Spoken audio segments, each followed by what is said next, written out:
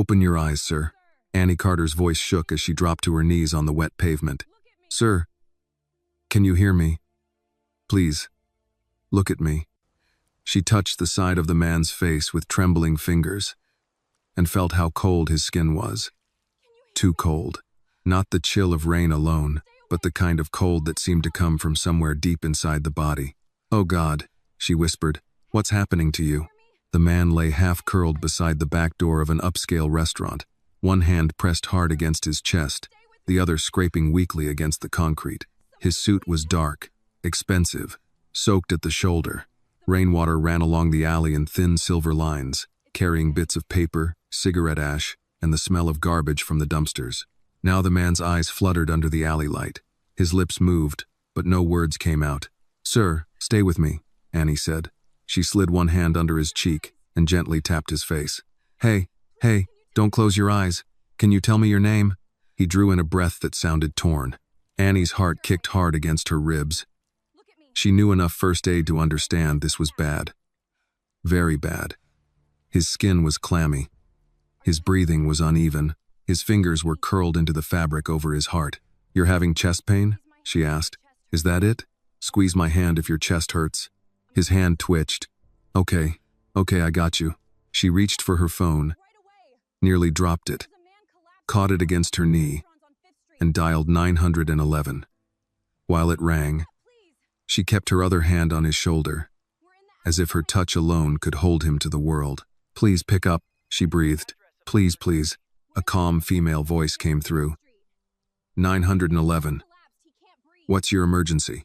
There's a man, Annie said quickly. He collapsed in an alley. I think he's having a heart attack. He's cold, he's sweating, he can barely breathe. What is your location? Annie looked toward the street sign at the mouth of the alley.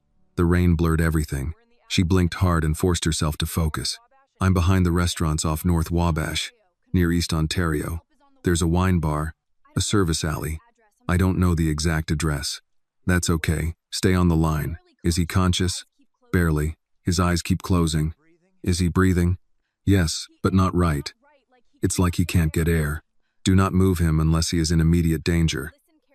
Keep him calm. If he stops breathing, I'll walk you through CPR. Annie swallowed. I know some CPR. I took a class at school. That's good. Help is on the way. The man's head rolled slightly. Annie dropped the phone to speaker and leaned closer. No. Look at me, she said. Open your eyes, sir. You hear me? I need you to keep looking at me. His eyelids lifted. His gaze found her for half a second. Unfocused but frightened. He looked younger than she first thought. Maybe around 50, though pain had carved years into his face. He was handsome in the way powerful men often were. Clean-shaven, sharp-jawed, someone who probably had people open doors for him before he reached them. But none of that mattered now. His money could not breathe for him. His watch could not call for help. His name, whatever it was, meant nothing against the blue tint creeping into his lips. What's your name? Annie asked. Can you tell me? His mouth moved. She bent lower. What? He rasped. Arthur, she guessed. His fingers tightened faintly around hers. Okay, Arthur, I'm Annie. My name is Annie Carter. I'm right here with you. For a moment, something changed in his eyes. Not recognition. Exactly. More like relief at hearing a human voice that did not want anything from him except to keep him alive. Then his face twisted with pain. My drink, he whispered. Annie frowned. Your drink? His breath hitched. Family. The word was so faint she almost missed it. Your family? You want me to call your family? His eyes shifted, and fear crossed his face. Not confusion, fear. Annie felt a chill that had nothing to do with the rain. Arthur, listen to me. Don't try to talk right now. The ambulance is coming. The dispatcher's voice cut in from the phone. Ma'am, keep him as still as possible. Emergency services are 3 minutes out. 3 minutes, Annie repeated to him. You hear that? 3 minutes. You can give me 3 minutes. His eyes started to close again. No. Annie placed her palm against his cheek and tapped gently. Then a little firmer. No, sir, not yet. Stay with me. Tell me something. Do you have kids? A wife? Somebody waiting on you? His face tightened, but he did not answer. Okay, then listen to me, she said, trying to steady her own breathing. My mama says stubborn people live longer because they're too hard-headed to leave when they're told. So be stubborn, Arthur. Be real stubborn. A faint sound came from his throat. It might have been pain. It might have been the smallest attempt at a laugh. Annie almost cried from relief. That's right, she said. Stay mad if you have to. Stay awake. Rain slid down her forehead and into her eyes. Her knees hurt. Her hand was going numb from the cold, but she did not let go of him. Only then did the other fear return. What would people see if they came now? Let me know in the comments below, and don't forget to subscribe and like this video. Arthur made a choking sound. Annie leaned over him again. I'm here. I'm not leaving. The dispatcher asked, Ma'am, are you still with me? Yes, Annie said. I'm still here. In the distance, sirens began to rise. Arthur's eyes opened a little. He stared at her like he was trying to memorize her face through pain, rain, and darkness. Annie bent close so he would not have to search for her. That's it, she said. Hear those sirens? They're coming for you. His lips moved again. She lowered her ear. Don't let, he breathed. The rest disappeared. Don't let what? Annie asked. Arthur, don't let what? But his eyes rolled back, and his body went slack. Arthur? Annie's voice cracked. Arthur, no. No, no. The dispatcher became sharper. Is he breathing? Annie put her ear near his mouth, then checked his chest. I don't know. It's shallow. I can't tell. Check for a pulse. Annie pressed 2 fingers to the side of his neck. For a second, she felt nothing but rain and her own panic. I feel it, she said. It's there, but it's weak. Stay with him. Paramedics are arriving now. The sirens screamed into the street beyond the alley. Red and white light bounced off the brick walls. Boots splashed through puddles. Voices called out. Over here, Annie shouted. Please, over here. 2 paramedics rushed in with a stretcher and medical bags. One knelt beside Arthur. The other looked at Annie. You called it in? Yes, she said, backing up on her knees. He said his chest hurt. He's cold. He was talking. But then he just... You did good, the paramedic said, already working. Step back for us. Annie stood on shaky legs.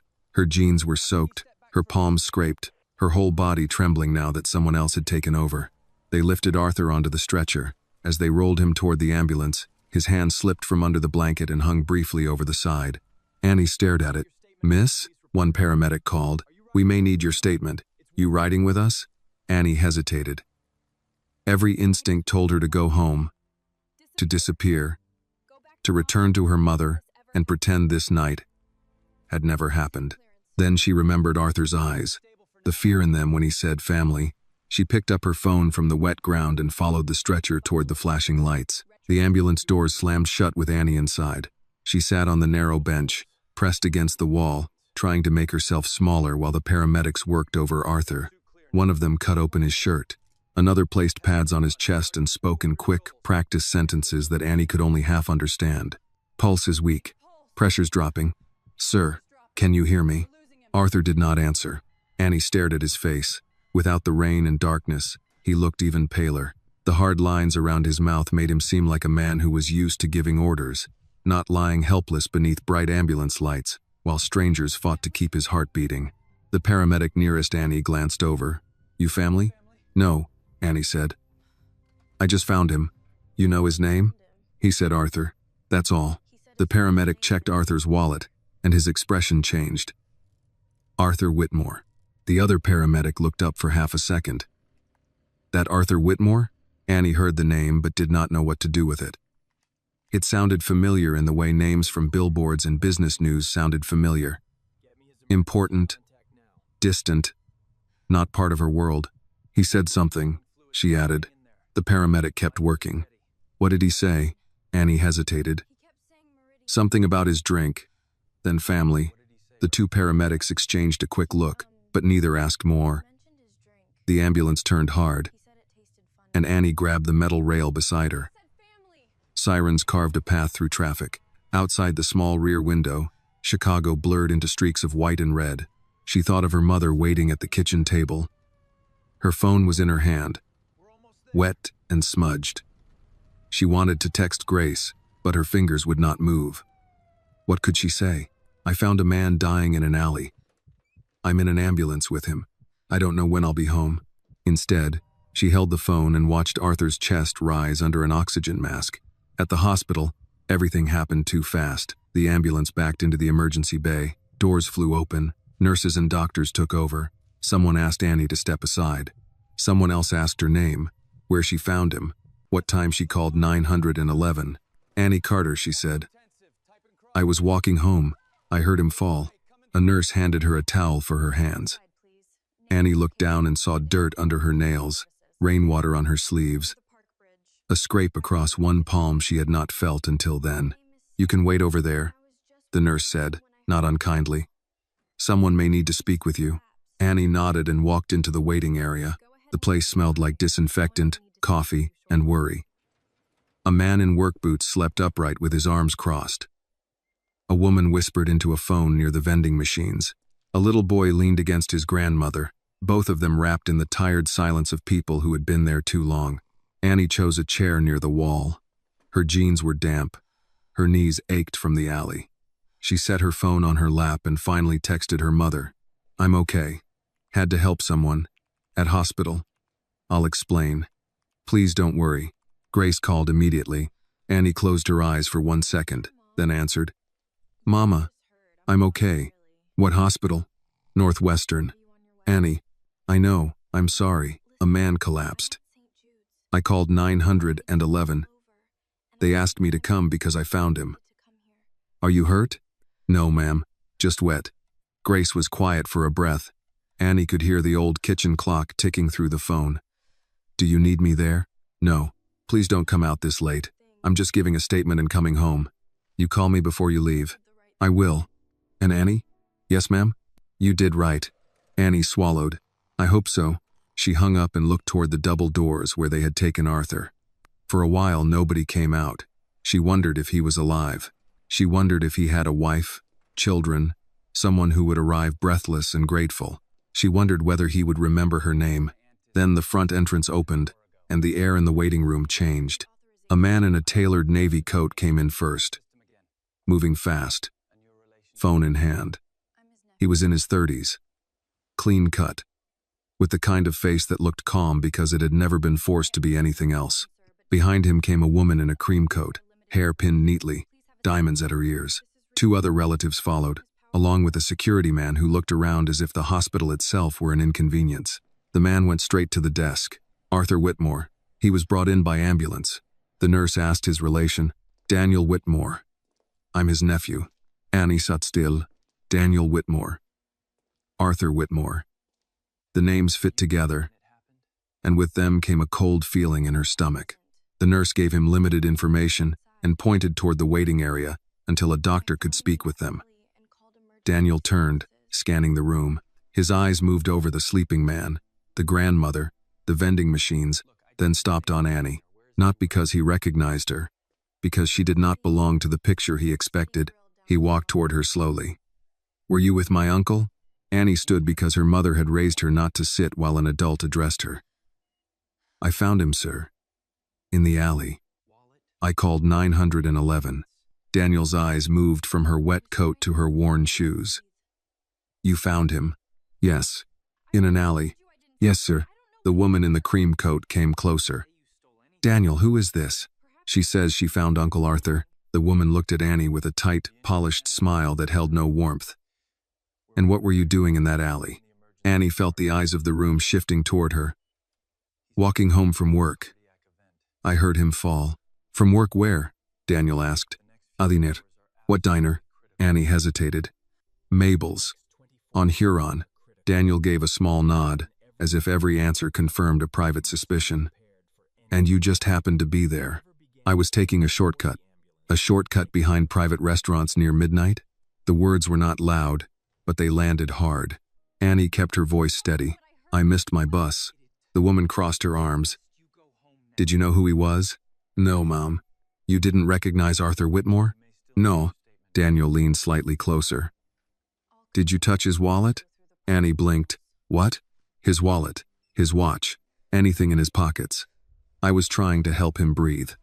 That's not what I asked. Heat rose in Annie's face. I didn't take anything. I didn't say you took anything. But he had. Everyone heard it. The woman looked Annie over again. Girls like you should be careful about getting involved with men like Arthur. Annie's mouth went dry. Girls like me? Daniel sighed, as if she were making this difficult. My aunt means this is a serious situation. A wealthy man collapses, and a stranger is found alone with him. You understand how that looks. Annie did understand. That was the worst part. She had understood it before the ambulance ever came. He was dying, she said. I wasn't thinking about how it looked. A doctor came through the double doors before Daniel could answer. The family turned at once, leaving Annie standing there as if she had been dismissed from her own story. Mr. Whitmore is stable for now, the doctor said. He suffered a major cardiac event. The next few hours are important. The woman covered her mouth. Daniel lowered his head, but Annie watched his hands. They did not shake. His face had arranged itself into concern, but his body looked ready, alert, almost annoyed. The doctor added, whoever began care before the ambulance arrived likely helped prevent a worse outcome. For one brief second, Annie thought someone might turn to her. No one did. Daniel spoke to the doctor. We'll need to know exactly what happened before he arrived here. Annie stepped forward. He said something in the alley. Daniel turned back to her. Something flashed in his eyes. What? He said, my drink. And then he said, family. I don't know what he meant. The woman went still. Daniel smiled, but now it looked forced. He was having a heart attack. People say all kinds of things when they're confused. I'm just telling you what I heard. And you've told us. His voice sharpened. Now I think it's best you go home. The doctor looked between them. We may still need her statement. Daniel did not take his eyes off Annie. Of course. Through proper channels. The woman stepped closer and lowered her voice, though not enough. If this is about money, young lady, don't embarrass yourself. Annie stared at her. For a moment, she saw the alley again, Arthur's cold face, his hand gripping hers, the weak pulse under her fingers. She had held a stranger between life and death. And now his family was looking at her like dirt tracked onto a clean floor. She wanted to defend herself. She wanted to say she had missed her bus, ruined her clothes, scraped her hand, and scared herself half to death for a man whose own blood did not seem grateful he was alive. But the words gathered behind her teeth and stayed there. Annie picked up her wet phone from the chair. I hope he lives, she said. Daniel said nothing. The woman looked away first. Annie walked out through the sliding glass doors into the cold night. The rain had stopped, but the city still smelled of it. She stood beneath the hospital awning and called her mother. Grace answered on the first ring. Baby? Annie looked back once at the bright windows above her. Somewhere inside, Arthur Whitmore was alive. I'm coming home, Annie said. Her mother heard what Annie did not say. What happened? Annie wiped her cheek with the back of her hand. She had not realized she was crying. I did the right thing, Mama, she said. So why did they make me feel like I did something wrong? The ride home felt longer than it should have. Annie sat near the back of the bus with her coat still damp and her hands tucked between her knees. The heater under the seat made a tired rattling sound, pushing out air that was warm near her ankles and useless everywhere else. A man in a construction jacket slept with his chin on his chest. Two nurses in blue scrubs spoke quietly across the aisle, their voices low from the kind of exhaustion Annie recognized even though she was only 18. Chicago rolled past the windows in pieces. Closed storefronts, gas stations, wet sidewalks, traffic lights blinking red over empty intersections. The city looked different after midnight. Not worse exactly, just more honest. The bright signs were off. The polished windows were dark. What remained were people going home from shifts nobody talked about at dinner parties. Annie held her phone in both hands. Her mother had wanted to come meet her, but Annie had said no 3 times until Grace finally agreed to wait at home. Even then, Annie knew her mother would not sleep. Grace Carter had never been good at waiting, especially when the person she loved most was somewhere out in the city with a broken voice. When the bus reached South Side, Annie stepped down into the cold and walked the last block to their apartment building. It was a 3-story brick place with a loose front step, a hallway that always smelled faintly of bleach, and a radiator that clanked like somebody arguing behind the walls. Their unit was on the second floor. The light under the door was on. Grace opened it before Annie could use her key. "Oh, baby." That was all she said at first. She pulled Annie inside, took one look at her wet jeans and scraped palms, and guided her to the kitchen chair the way she used to when Annie was little, and came home with a bleeding knee. "I told you I was okay," Annie said. "You said you were alive. That is not the same thing." Grace wore an old blue robe over her nightgown. Her hair was wrapped in a scarf, and her slippers made soft sounds on the linoleum as she moved to the stove. There was a small pot of chicken soup warming on low heat, 2 bowls beside it, and a sleeve of crackers open on the table. Next to the salt shaker sat Grace's pill organizer, the one with the lids marked by day. Annie saw it and felt a familiar pinch of guilt. Her mother should have been asleep hours ago. "Sit," Grace said. "I am sitting." "Then sit like you mean it." Annie let her shoulders drop. Grace washed Annie's scraped palm with warm water at the sink. She did it carefully, not fussing, not scolding, just pressing a clean cloth around the raw skin. Her hands were not as steady as they used to be, but they were gentle. "Tell me from the beginning," Grace said. Annie looked toward the window above the sink. The glass reflected the kitchen back at her. The small table, the old cabinets, the magnets holding unpaid bills to the refrigerator. Her mother standing behind her with worry pressed into every line of her face. "I was walking home," Annie began. "I missed the bus. I took the shortcut behind those restaurants downtown." Grace paused. "Annie, I know. That alley?" "I know, Mama." Grace closed her eyes for a second, then kept cleaning the scrape. "Go on." "I heard something fall. I thought it was trash. Then I heard him, making this sound." Annie swallowed. "He was on the ground, a white man, nice suit. I didn't know who he was. He was cold, Mama." His face was so cold. Grace's expression changed. The mother in her was still afraid, but the old nursing assistant was listening now. "Chest pain?" "Yes, he kept holding here." Annie pressed a hand to her chest. "He could barely talk. I called 911. I tried to keep him awake. You did right. He said his name was Arthur. Then later they said Arthur Whitmore." Grace's hand stopped. "You know him?" Annie asked. "I know the name. Everybody in Chicago knows that name if they ever watched the business news in a waiting room long enough." Grace rinsed the cloth. "Whitmore Capital. Buildings. Real estate. Money that knows other money." Annie gave a tired little laugh, but it did not last. Grace put a bandage across Annie's palm. "What happened at the hospital?" Annie looked down. That was where the story got harder.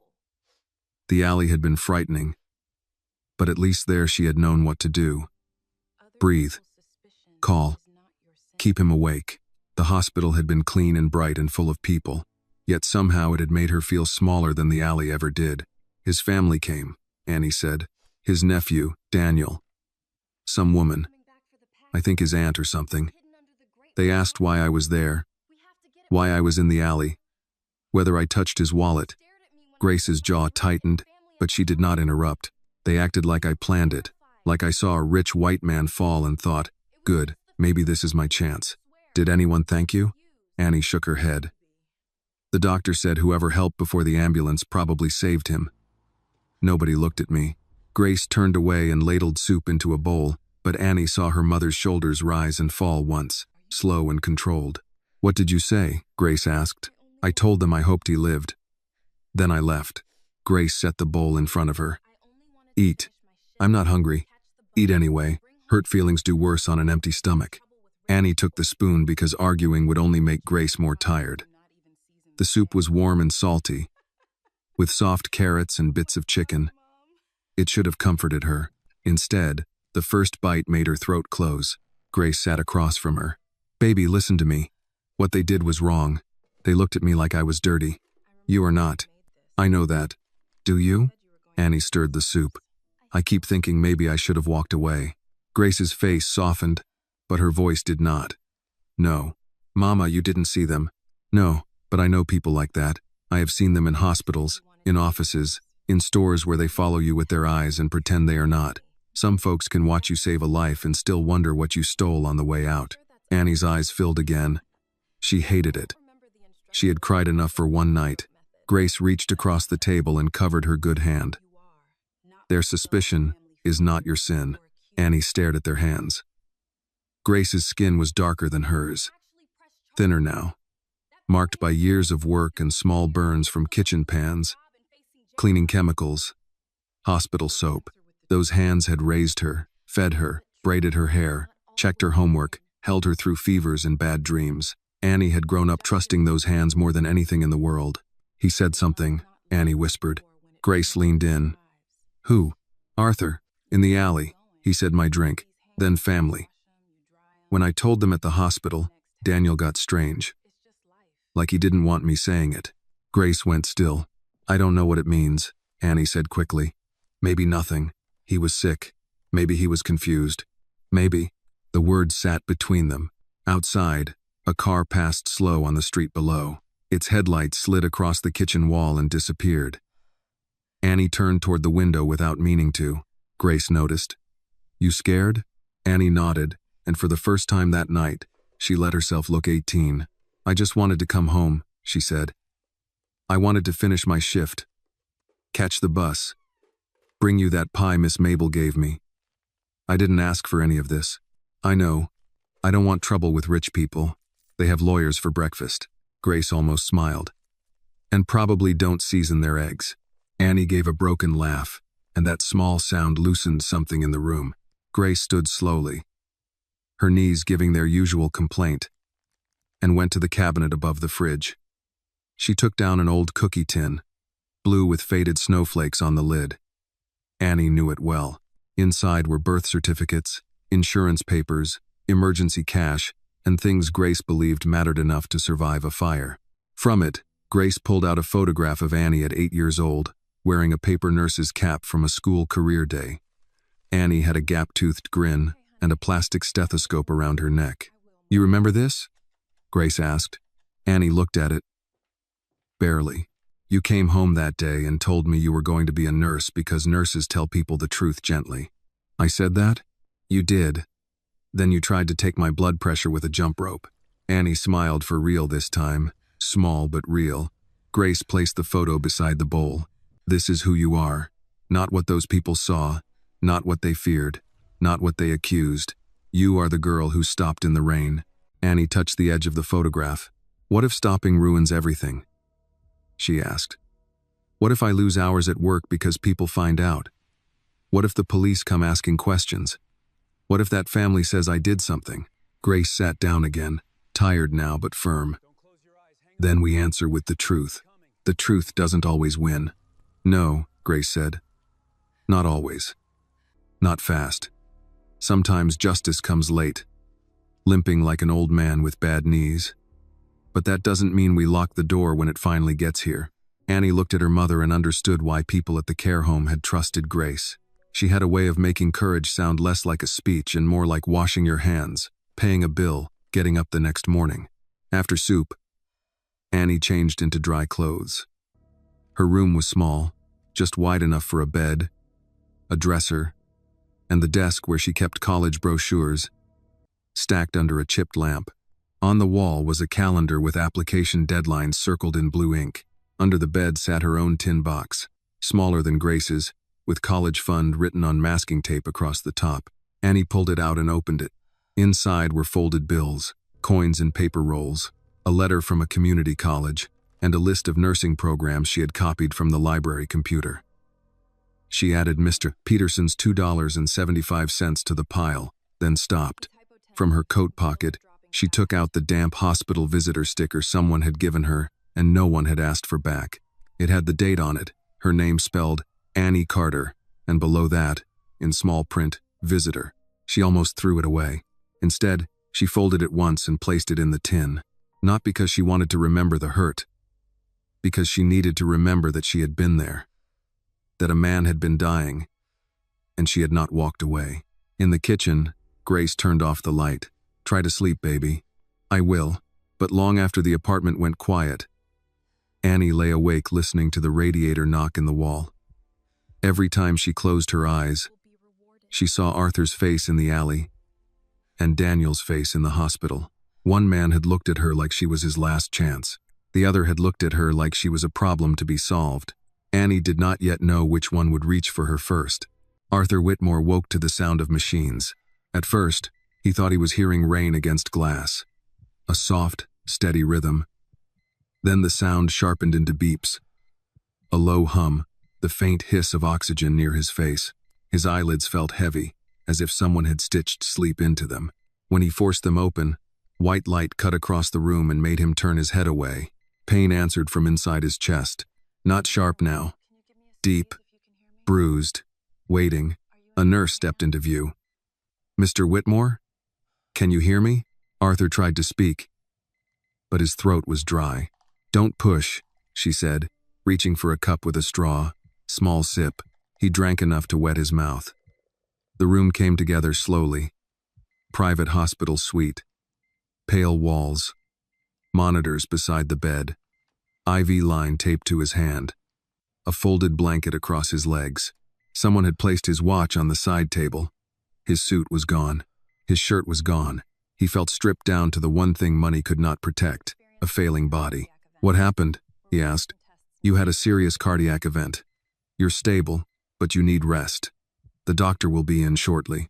Arthur closed his eyes. Cardiac event. Clean words. Safe words. Words people used when they did not want to say a man had come close to dying. Then another voice moved through his memory. "Open your eyes, sir." Arthur's eyes opened again. Not the nurse. Younger. Female. Afraid, but steady. "Please, stay with me." He tried to hold on to the sound before it slipped away. Rain. Brick walls. Cold ground under his shoulder. A face above him. Dark eyes. A hand against his cheek. The nurse checked the monitor. "Your family has been waiting. Would you like me to tell them you're awake?" Arthur stared at the ceiling. Family. The word did not bring comfort. It brought the taste of something bitter on his tongue. A glass. Amber liquid. Daniel standing near the bar in the private conference room. Margaret saying he worked too hard. A toast, maybe. Or had that been earlier? Arthur tried to follow the memory, but it broke apart. "Mr. Whitmore?" the nurse asked. "Not yet," he said. She paused. "All right." But the door opened before she reached it. Daniel Whitmore came in first, wearing concern like an expensive coat. Behind him was Margaret, eyes red but makeup perfect, one hand pressed to her chest. Two other relatives lingered near the doorway, whispering until they saw Arthur watching them. "Uncle Arthur." Daniel moved quickly to the bedside. Thank God. Arthur watched his nephew's face. Daniel had always been handsome in a polished way. The kind of man board members liked because he seemed calm in every room. Arthur had paid for his schools, fixed his mistakes, handed him opportunities and called it family duty. Now, lying in that bed, Arthur could not remember if he had ever seen Daniel look truly afraid. "How are you feeling?" Daniel asked. "Like a man who woke up in a hospital." Margaret stepped closer. "You scared us half to death." Arthur shifted his gaze to her. "Did I?" She blinked. "Arthur." What a thing to say. "What happened?" Daniel glanced at the nurse as if deciding how much should be said in front of her. "You collapsed downtown, behind one of the restaurants. An ambulance brought you in. I remember an alley." "Yes." Daniel lowered his voice. "There was a girl with you." Arthur's fingers moved against the sheet. "What girl?" "A stranger," Margaret said. "Some young girl. She claimed she found you." Arthur turned his head toward Daniel. "Claimed?" Daniel sighed, gentle and practiced. "We don't know what she was doing there. We don't want to jump to conclusions." "Then don't." A small silence followed. Margaret leaned in, softening her tone. "Arthur, dear, you were found in an alley late at night with a girl no one knows. She was wet, nervous, evasive. Daniel only wants to protect you." Arthur searched his memory again. Wet pavement, a hand holding his, a voice saying, "You can give me 3 minutes. Be stubborn." "She called the ambulance," he said. Daniel nodded. "That's what she said." "What did the paramedics say?" "That she was there when they arrived." "That isn't what I asked." Daniel's mouth tightened for less than a second. "They said she may have helped you." "May have?" Margaret made a faint sound. "Arthur, please. You need to rest, not worry about some girl from the street." The phrase struck him harder than she intended. Some girl from the street. Arthur saw the girl's face again, not clearly, but enough. Rain on her forehead. Fear in her eyes. Not fear of being caught. Fear that he would die before help came. "Where is she?" he asked. "She left," Daniel said, after making certain comments. "What comments?" Daniel looked at Margaret, then back at Arthur. "She told us, you said things in the alley." Arthur held still. "What things?" "Something about a drink, something about family. But you were oxygen, deprived, in pain." She could have misunderstood, or invented it. Arthur looked away from him and toward the window. The blinds were half closed. Beyond them, morning had started to press a gray line over Chicago. A drink. His mind moved carefully now, avoiding panic. He had been in the Whitmore Capitol conference room that evening. Not a formal board meeting. Family only. Daniel, Margaret, 2 cousins, 1 attorney on speakerphone. The discussion had turned ugly when Arthur mentioned revising his will and restructuring several trust provisions. He had not told them everything, only enough to test the room. He remembered Daniel's smile thinning. "You can't be serious," Daniel had said. Arthur had answered that he was very serious. The Whitmore Foundation would be expanded, scholarships, medical training grants, community clinics. More money would leave family control than they expected. Margaret had called it emotional decision-making. Daniel had called it irresponsible. Then came the drink, a glass placed near his right hand, not by a server. The staff had already been dismissed. Arthur closed his eyes. Who had poured it? Daniel's voice cut in. "Uncle Arthur?" Arthur opened his eyes. "I want to speak to my doctor." "Of course," Daniel said. "I'll get him." "Alone." Daniel did not move. "There's no need for that." Arthur turned his head slowly. The movement hurt, but he let the pain sharpen his voice. "I said, alone." Margaret's expression hardened. "Arthur, after everything tonight, don't shut out the people who love you." "Love," Arthur said. "That word is getting a lot of exercise this morning." Daniel stepped closer to the bed. "You're confused. The doctor warned us you might be." "Did he?" "Yes. You suffered a major episode. You may not remember things correctly." Arthur studied him. That would be convenient. The room went quiet. Daniel's eyes changed first. Not enough for anyone else to notice, maybe. But Arthur saw it. A flash of anger. Then control. "You should rest," Daniel said. "I should." Arthur reached for the call button. Daniel moved as if to help, but Arthur pressed it himself. When the nurse returned, Arthur said, "Please ask Dr. Patel to come in." And clear the room. Margaret drew herself up. "We are his family." The nurse looked uncertain. Wealth did that to people. It made them hesitate before ordinary rules. Arthur saved her the trouble. "They are leaving." Daniel's face stayed smooth. "We'll be right outside." "No," Arthur said. "Uncle, not outside. Not in the hall. Not on this floor unless I ask for you." Margaret's mouth parted. "You cannot mean that." Arthur looked at her, then at Daniel. "Get out." The words cost him more strength than he wanted to show. His pulse jumped on the monitor, and the nurse glanced at the screen. Daniel noticed too. For a moment, Arthur thought his nephew might argue anyway. Instead, Daniel buttoned his coat. "Of course," he said quietly. "We'll give you time." It sounded kind. It was not. Margaret left first. The others followed. Daniel was last. At the door, he turned back. "You're alive because we got you the best doctors," he said. Arthur did not answer. When the door closed, the room seemed to exhale. Dr. Patel arrived a few minutes later. A compact man with tired eyes and a direct manner Arthur appreciated. He explained the heart attack, the unstable rhythm, the intervention that followed. Arthur listened until the medical terms gave way to the question sitting beneath them. "Was this natural?" Arthur asked. Dr. Patel paused. Arthur had spent 30 years reading pauses in conference rooms. This one had weight. "I need a straight answer," Arthur said. "We're still running tests." That was not a straight answer. Dr. Patel folded his hands. "There are findings that require more analysis. Certain substances can aggravate cardiac vulnerability." "I'm not accusing anyone. I'm saying I want a toxicology panel completed before I call this routine." Arthur looked at the IV taped to his hand. Who has access to my medical information? Your authorized physician, your designated emergency contacts, and anyone you've granted access to through your office or personal staff. Family? If listed. Arthur almost laughed, but his chest punished the attempt.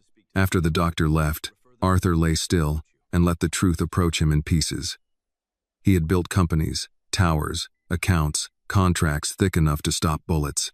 Yet a drink in a room full of blood relatives had nearly ended him, and the person who reached for him had been a stranger they dismissed as trash. He reached for the phone beside the bed. His hand shook. He hated that. The hospital operator connected him to his office line. It took nearly a minute before the familiar voice answered. Samuel Reed. Samuel. A pause, then a breath. Mr. Whitmore. Thank God. Arthur closed his eyes. There it was. Real concern, not polished, not performed. I need you at the hospital, Arthur said. I'm already on my way. I've been downstairs trying to get past your family. Don't speak to them. I had no intention of doing so more than necessary. Despite the pain, Arthur felt the edge of a smile. Samuel had worked beside him for nearly 27 years. He was formal, careful, and loyal in the old-fashioned sense, which meant his loyalty was not blind. He would tell Arthur the truth even when the truth was inconvenient. Bring my private files, Arthur said. The estate revisions, security logs from last night, access records for my medication, everything. Samuel was silent for a beat. Do you believe this was intentional? I believe I woke up. Understood. And Samuel? Yes, sir. There was a young woman. Annie, I think. Annie Carter. She found me in the alley. She called 911. I'll locate her. Quietly. Of course. Arthur stared at the ceiling, hearing again the voice that had pulled him back. Open your eyes, sir. His throat tightened, but his voice stayed firm. Find the girl who saved me, he said. Before they do, Samuel Reed arrived at Northwestern Memorial with a leather folder under one arm and the face of a man who had already decided the morning would not be allowed to surprise him. He was 63, tall, narrow-shouldered, and dressed in a charcoal overcoat that had been brushed clean despite the rain. His hair, once black, had gone silver at the temples, and he carried himself with the quiet discipline of someone raised to lower his voice before raising his hand. He had served Arthur Whitmore for almost 3 decades, first as an executive assistant, then as chief of staff, though Arthur still called him simply Samuel, because titles had never mattered between them as much as trust. Daniel was waiting near the private elevators with a paper cup of coffee he had not drunk. Samuel, Daniel said, he's not seeing anyone. Samuel stopped just outside the elevator doors. Mr. Whitmore called me. He's confused. The doctor said he needs rest. Then I'll be restful. Daniel's smile did not reach his eyes. This isn't a business meeting. No, Samuel said. It appears to be something worse. For a moment, neither man moved. Daniel was young enough to think silence could be used as pressure. Samuel was old enough to know silence could also be a wall. Margaret stood a few feet away, arms folded. Arthur is shutting out his own family. Surely you can see how unhealthy that is. Samuel turned to her with a small, formal nod. Mrs. Whitmore, I have seen Mr. Whitmore shut out federal regulators, hostile board members, and a senator who mispronounced his name twice. Family is not a new category of resistance for him. This is not funny. I did not intend it to be. Daniel stepped closer. Whatever Arthur asked you to bring, it can wait. I disagree. I'm his nephew, and I am following his direct instruction. Daniel's jaw tightened. You work for the family. Samuel looked at him then, fully. No. I work for Arthur Whitmore. The elevator opened behind him. A nurse who had been watching from the desk glanced down quickly, pretending not to hear. Samuel entered without another word and rode up to the restricted floor. Arthur was sitting slightly raised when Samuel entered the room. His face was drawn, but his eyes were awake in a way Samuel knew well. It was the look Arthur got before ending a partnership, firing a liar, or signing something that changed a room. You look terrible, Samuel said. Arthur's mouth moved toward a smile. Good morning to you too. I considered lying, but you pay me not to. Close the door. Samuel did. Then he placed the leather folder on the rolling table beside the bed. Estate drafts, security access summaries, medication logs from your residence and office, as far as I could retrieve them without alerting half the building. Daniel already knows something is wrong. Daniel has known many things were wrong long before this morning. He simply preferred when they benefited him. Arthur looked at the folder but did not open it yet. The girl, Annie Carter. I have a preliminary name match from the ambulance intake and the 911 record. 18 years old. South Side address. Works at Mabel's Diner on Huron. Recently graduated from Wendell Phillips Academy. Arthur absorbed each detail quietly. 18. Yes. They treated her like a criminal. Samuel did not ask who. I suspected as much when Mrs. Whitmore used the phrase, "that alley girl downstairs." Arthur shut his eyes. The words seemed to hurt more than the IV in his arm. She kept me alive, he said. I believe that is what the paramedic noted. Early intervention by the caller likely improved outcome. Arthur opened his eyes. Do not turn her into a line in a report. I wasn't. No. I know. Samuel waited. Arthur reached for the folder. His hand trembled halfway there, and Samuel moved as if to help, then stopped. Arthur would rather fight the sheet, the pain, and the weakness than be handled like a helpless man. He got the folder open himself. The first page was a summary of access records from the private conference level at Whitmore Capital. Camera outage? Arthur asked. 12 minutes, 8:47 to 8:59 p.m. That floor does not have outages. It does when someone disables the secondary relay. Who had access? Security Supervisor Marcus Vale. Hired 14 months ago. Recommended by Daniel. Arthur read the next line. Payment? 2 deposits into an LLC linked to Mr. Vale's brother, small enough to miss unless one was annoyed. Are you annoyed, Samuel? Deeply. Arthur turned the page. Medication access. Your office emergency kit was opened yesterday afternoon, logged under Executive Family Authorization. Arthur looked up. Family authorization? Daniel's code. The monitor beside the bed picked up a faster rhythm. Samuel glanced at it but said nothing. Arthur's voice stayed controlled. Could be explained. Many sins can be explained. Fewer can be explained well. Arthur read further. And the drink? The glass was removed before standard cleaning documentation.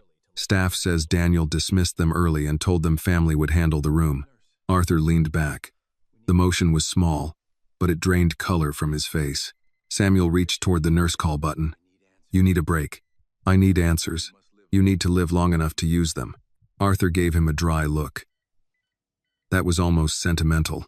I apologize. No, you don't. No. For a minute, neither spoke. Outside the window, Chicago moved beneath a low gray sky. Arthur had spent much of his life above that city, in offices high enough that people became dots and traffic became streams of light. He had believed height gave perspective. Now he wondered if it had only made distance feel like wisdom. Annie heard me, he said. Samuel's expression changed slightly. What did you say? I don't remember all of it. Drink, family, maybe enough. Then she may be in danger. Arthur looked at him. That is why I said find her before they do. I can contact Detective Bennett. Quietly. Do it. She will want evidence before involving police resources. Give her the file. Samuel nodded. And Annie? Not by phone. Not with anyone who can be traced through my office. Go to the diner if needed. Speak to her with respect.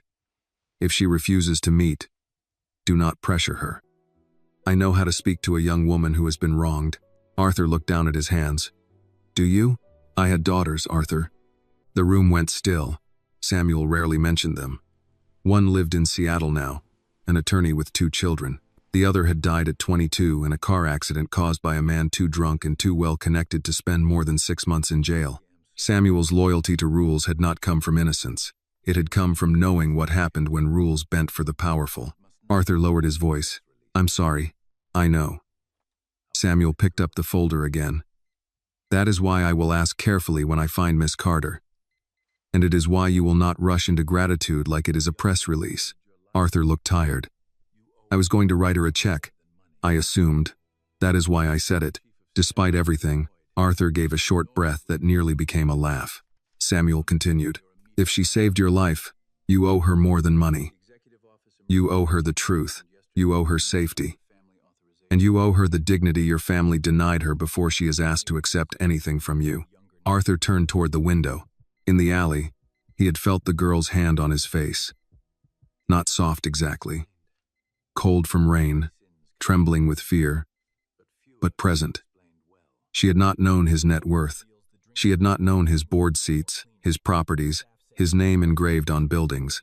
She had known only that a man was dying. Find out what she needs, Arthur said. Samuel closed the folder. People rarely tell strangers what they need. Then find out what she dreams of. That made Samuel pause. Arthur looked back at him. Not for charity, for repair. Repair is more expensive than charity. I can afford it. With respect, Samuel said. That remains to be seen. Before Arthur could answer, a soft knock came. Dr. Patel entered with a tablet, followed by a hospital administrator who smiled too much and looked nervous to be in a room with Arthur Whitmore. We need to discuss visitors, security, and your care plan, Dr. Patel said. Arthur's eyes did not leave Samuel. No family visitors. The administrator shifted. Mr. Whitmore, your nephew has expressed concern. My nephew may express it to the parking garage. Dr. Patel lowered his tablet to hide what might have been a smile. Arthur continued. Only Dr. Patel, medical staff, Samuel Reed, and law enforcement if requested. No one else enters without my permission. I understand, the administrator said. Do you? Yes, sir. Arthur nodded. Good. When they left, Samuel put on his gloves. I'll start with Detective Bennett, he said. Then the diner. Samuel. He stopped at the door. If Annie is frightened, tell her I am sorry. I will. No. Tell her I am alive because of her. Then tell her I am sorry. Samuel nodded once, and for the first time that morning, something in his face softened. I'll find her. After he left, Arthur lay back against the pillows. The pain medicine pulled at the edges of his mind, but he resisted sleep. Sleep had nearly taken him once already. He listened to the monitor and let each beep remind him of the girl in the rain.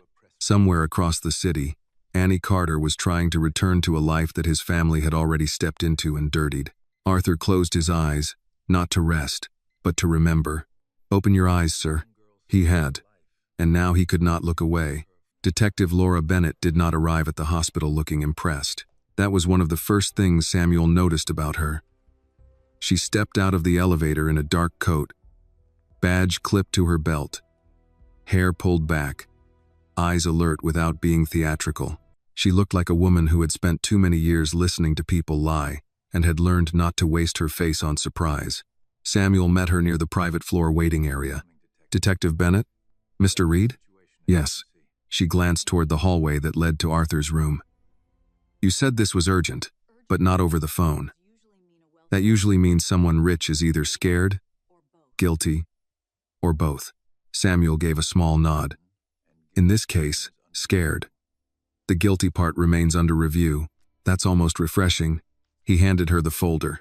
Mr. Whitmore had a cardiac event last night after a private family meeting. His physician has ordered toxicology tests. Certain access records suggest the event may not have been natural.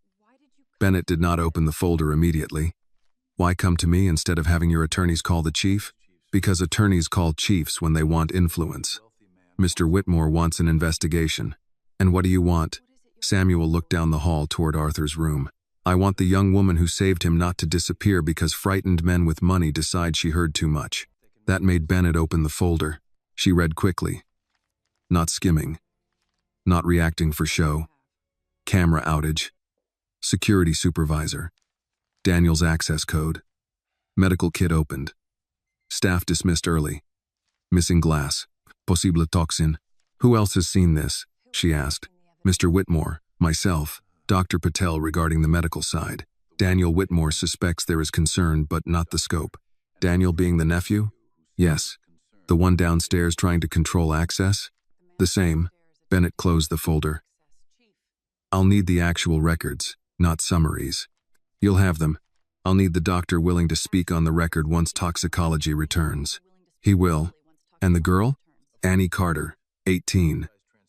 She called 911 and rode with Mr. Whitmore to the hospital. She reported hearing him say "my drink" and "family" while in distress. Bennett looked at him. 18. Yes. Does she know she may be a witness in an attempted murder case? I doubt she knows anything except that she was insulted by the Whitmore family and went home frightened.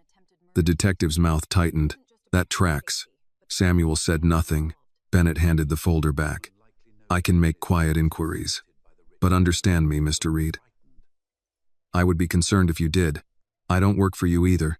Even better, for the first time, Bennett almost smiled, have Mr. Whitmore preserve every record. No internal cleanup. No private security freelancing. If he wants this done right, he doesn't get to act like a billionaire first and a victim second. I'll tell him exactly. I tend to. Bennett turned toward the elevators, then stopped. And Mr. Reed, if somebody is already watching that girl, you call me before you play hero.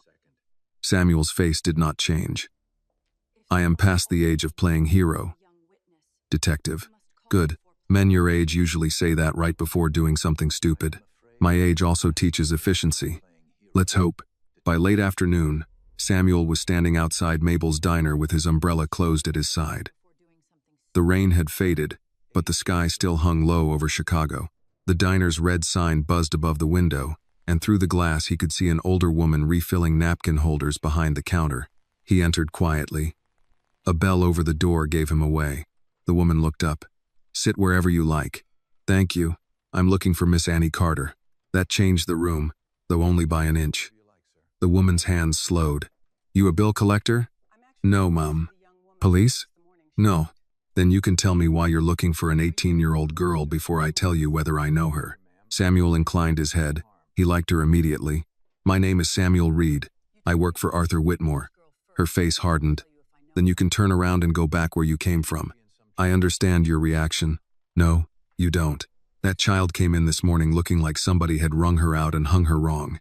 I don't know what your people said to her, but I know shame when I see it, and it wasn't hers. Samuel absorbed the words. You are Mrs. Dawson? He asked. Mabel, Mrs. Dawson, Mr. Whitmore is alive because Annie helped him. He knows that. He asked me to find her and tell her two things. First, that he is alive because of her. Second, that he is sorry. Mabel folded her arms. Sorry is cheap in rich neighborhoods. Yes, ma'am, often. That answer seemed to disturb her more than if he had defended himself. Samuel continued. I am not here to pressure her. I am not here to bring cameras or lawyers. I only need to know if she is safe. Mabel studied him. Behind her, the kitchen radio played an old country song, low and scratchy. A couple in the corner booth pretended not to listen. She isn't working today, Mabel said. I see. And if she was, I wouldn't hand her over to you like a lost purse. I wouldn't ask you to. You people got a way of asking without asking. Samuel nodded once. That is true. Mabel looked at him for a long moment. You always this agreeable? No. Usually I am considered difficult. By who? People who prefer not to answer questions. She gave a short sound that might have been a laugh if she had trusted him more. Samuel placed a business card on the counter, then wrote another number on the back by hand. This is my private number, not the office. If Annie wishes to speak, she may call. If she does not, she owes us nothing. Mabel did not touch the card. Then why find her? Samuel looked toward the wet street outside. Because men who hurt powerful people often fear witnesses.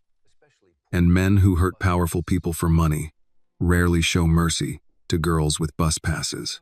Mabel's face changed. You think she's in danger? I think caution would be wise. Mabel picked up the card then. Lord have mercy. Yes, Samuel said, though I prefer not to leave the whole matter to him. Across the city, Annie was at home trying to write an essay for a scholarship application. The prompt asked about a challenge she had overcome. She hated that prompt. It sat at the top of the page like a stranger asking to look through her drawers. People with money loved stories about overcoming. They wanted hardship folded neatly into 3 paragraphs with a hopeful ending, and no mention of how expensive it was to survive the lesson. Annie tapped her pen against the table. Grace sat in the living room with a heating pad over her knees, watching a daytime judge show with the volume low. You writing or punishing that paper? Grace called. Both. What's the question? Annie read it aloud. Grace snorted. Tell them you overcame not throwing the application in the trash. That might not get me accepted. It would be honest. Annie smiled, but her attention shifted to the window. A dark SUV rolled slowly past the building. She froze. It might have been nothing. People drove down their street all day. Delivery drivers, neighbors, men looking for parking, somebody's cousin with music too loud. But this SUV moved too slowly. Its windows were tinted, its tires cutting through shallow puddles near the curb. Annie waited for it to turn the corner. It did. She let out her breath. A minute later, it passed again. "Annie?" Grace's voice sharpened. Annie stood. Nothing. Grace turned off the television. The SUV stopped across the street. For several seconds, neither Annie nor Grace moved. The apartment seemed to hold its own breath. The radiator knocked once in the wall. A man sat behind the wheel. Annie could not see his face clearly, only the shape of him. Another man was in the passenger seat, head angled toward their building. Grace came slowly to the kitchen doorway. "Get away from the window." Annie stepped back, heart beating in her throat. "Do you know them?" Grace asked. "No." "Are you sure?" "No." Grace reached for her phone. "I'm calling the police." "And say what? A car is parked outside?" "Yes." "Mama, they'll ask if they threatened us, if they came up, if we have a plate." "Then get the plate." Annie looked again from the side of the curtain. The SUV pulled away before she could read more than a blur of letters. Grace cursed softly. Annie had heard her mother curse only a handful of times in her life, and never without good reason. A knock came at the apartment door. Both women turned. It came again, gentle but firm. Grace put one finger to her lips and motioned Annie behind her. She picked up the heaviest thing within reach, which happened to be a cast-iron skillet from the stove. "Mama," Annie whispered. "Hush." Grace went to the door but did not open it. "Who is it?" A man's voice answered through the wood. "Mrs. Carter? My name is Samuel Reed. I work for Arthur Whitmore. I am alone. I mean no harm." Annie's stomach dropped. Grace looked back at her daughter. The voice continued, calm and respectful. "If this is not a good time, I will leave my card under the door. Mr. Whitmore asked me to tell Miss Carter that he is alive because of her, and that he is deeply sorry." Annie stared at the door. After everything his family had said, after the hospital hallway, after the car outside, those words should not have mattered. But they did. Grace did not lower the skillet. "How did you find us?" "Through the emergency record and her workplace." "I realize that sounds intrusive. I apologize for that as well." Grace's eyes narrowed. "Are you alone?" "Yes, ma'am." Grace looked through the peephole, waited, then unlocked the door but kept the chain fastened. Samuel stood in the hall with both hands visible, his hat held politely against his chest. He looked first at Grace, then at Annie behind her. He did not scan the apartment. He did not look her up and down. "Miss Carter," he said, "Mr. Whitmore owes you his life. He knows that now." Annie's voice came out small. "Is he really okay?" "He is alive. Not well yet, but alive." She nodded, and some part of her she had been holding tight since the alley loosened. Samuel's expression remained gentle. "There is something else. You may not be safe." Grace's grip tightened on the skillet. Annie thought of the SUV. Samuel noticed. "Someone has already come?" Grace opened the door as far as the chain allowed. "You better start talking, Mr. Reed. And you better not talk like a lawyer." Samuel nodded. "Of course," he said. "I'll talk like a man who came too late, but not empty-handed." Grace unhooked the chain but did not put the skillet down. Samuel stepped inside only after she moved back, and even then he remained near the door, as if he understood that crossing too far into a stranger's home without trust was its own kind of insult. Annie noticed that first. He did not act like the apartment was small, though it was. He did not glance at the peeling paint near the window or the bills held to the refrigerator with a magnet shaped like a peach. He stood with his hat in both hands and waited to be told where to sit. Grace pointed to the kitchen chair across from Annie. "There." "Yes, ma'am." He sat. Annie stayed beside the counter, arms folded tight, still trying to decide whether this man was help or just trouble wearing good manners. He looked nothing like Daniel. There was no smooth smile, no lazy judgment in his eyes. But he came from Arthur Whitmore's world, and that alone made her careful. Grace set the skillet on the stove but stayed close to it. "Talk." Samuel nodded. Mr. Whitmore suffered more than a heart attack. His doctor has reason to believe something may have triggered it. Annie's stomach tightened. Something like what? A substance. Possibly placed in a drink before he collapsed. Grace leaned back against the counter. Poison? That word is dramatic but not inaccurate. Annie thought of Arthur's voice in the alley. My drink. Family. She looked at Samuel. He tried to tell me.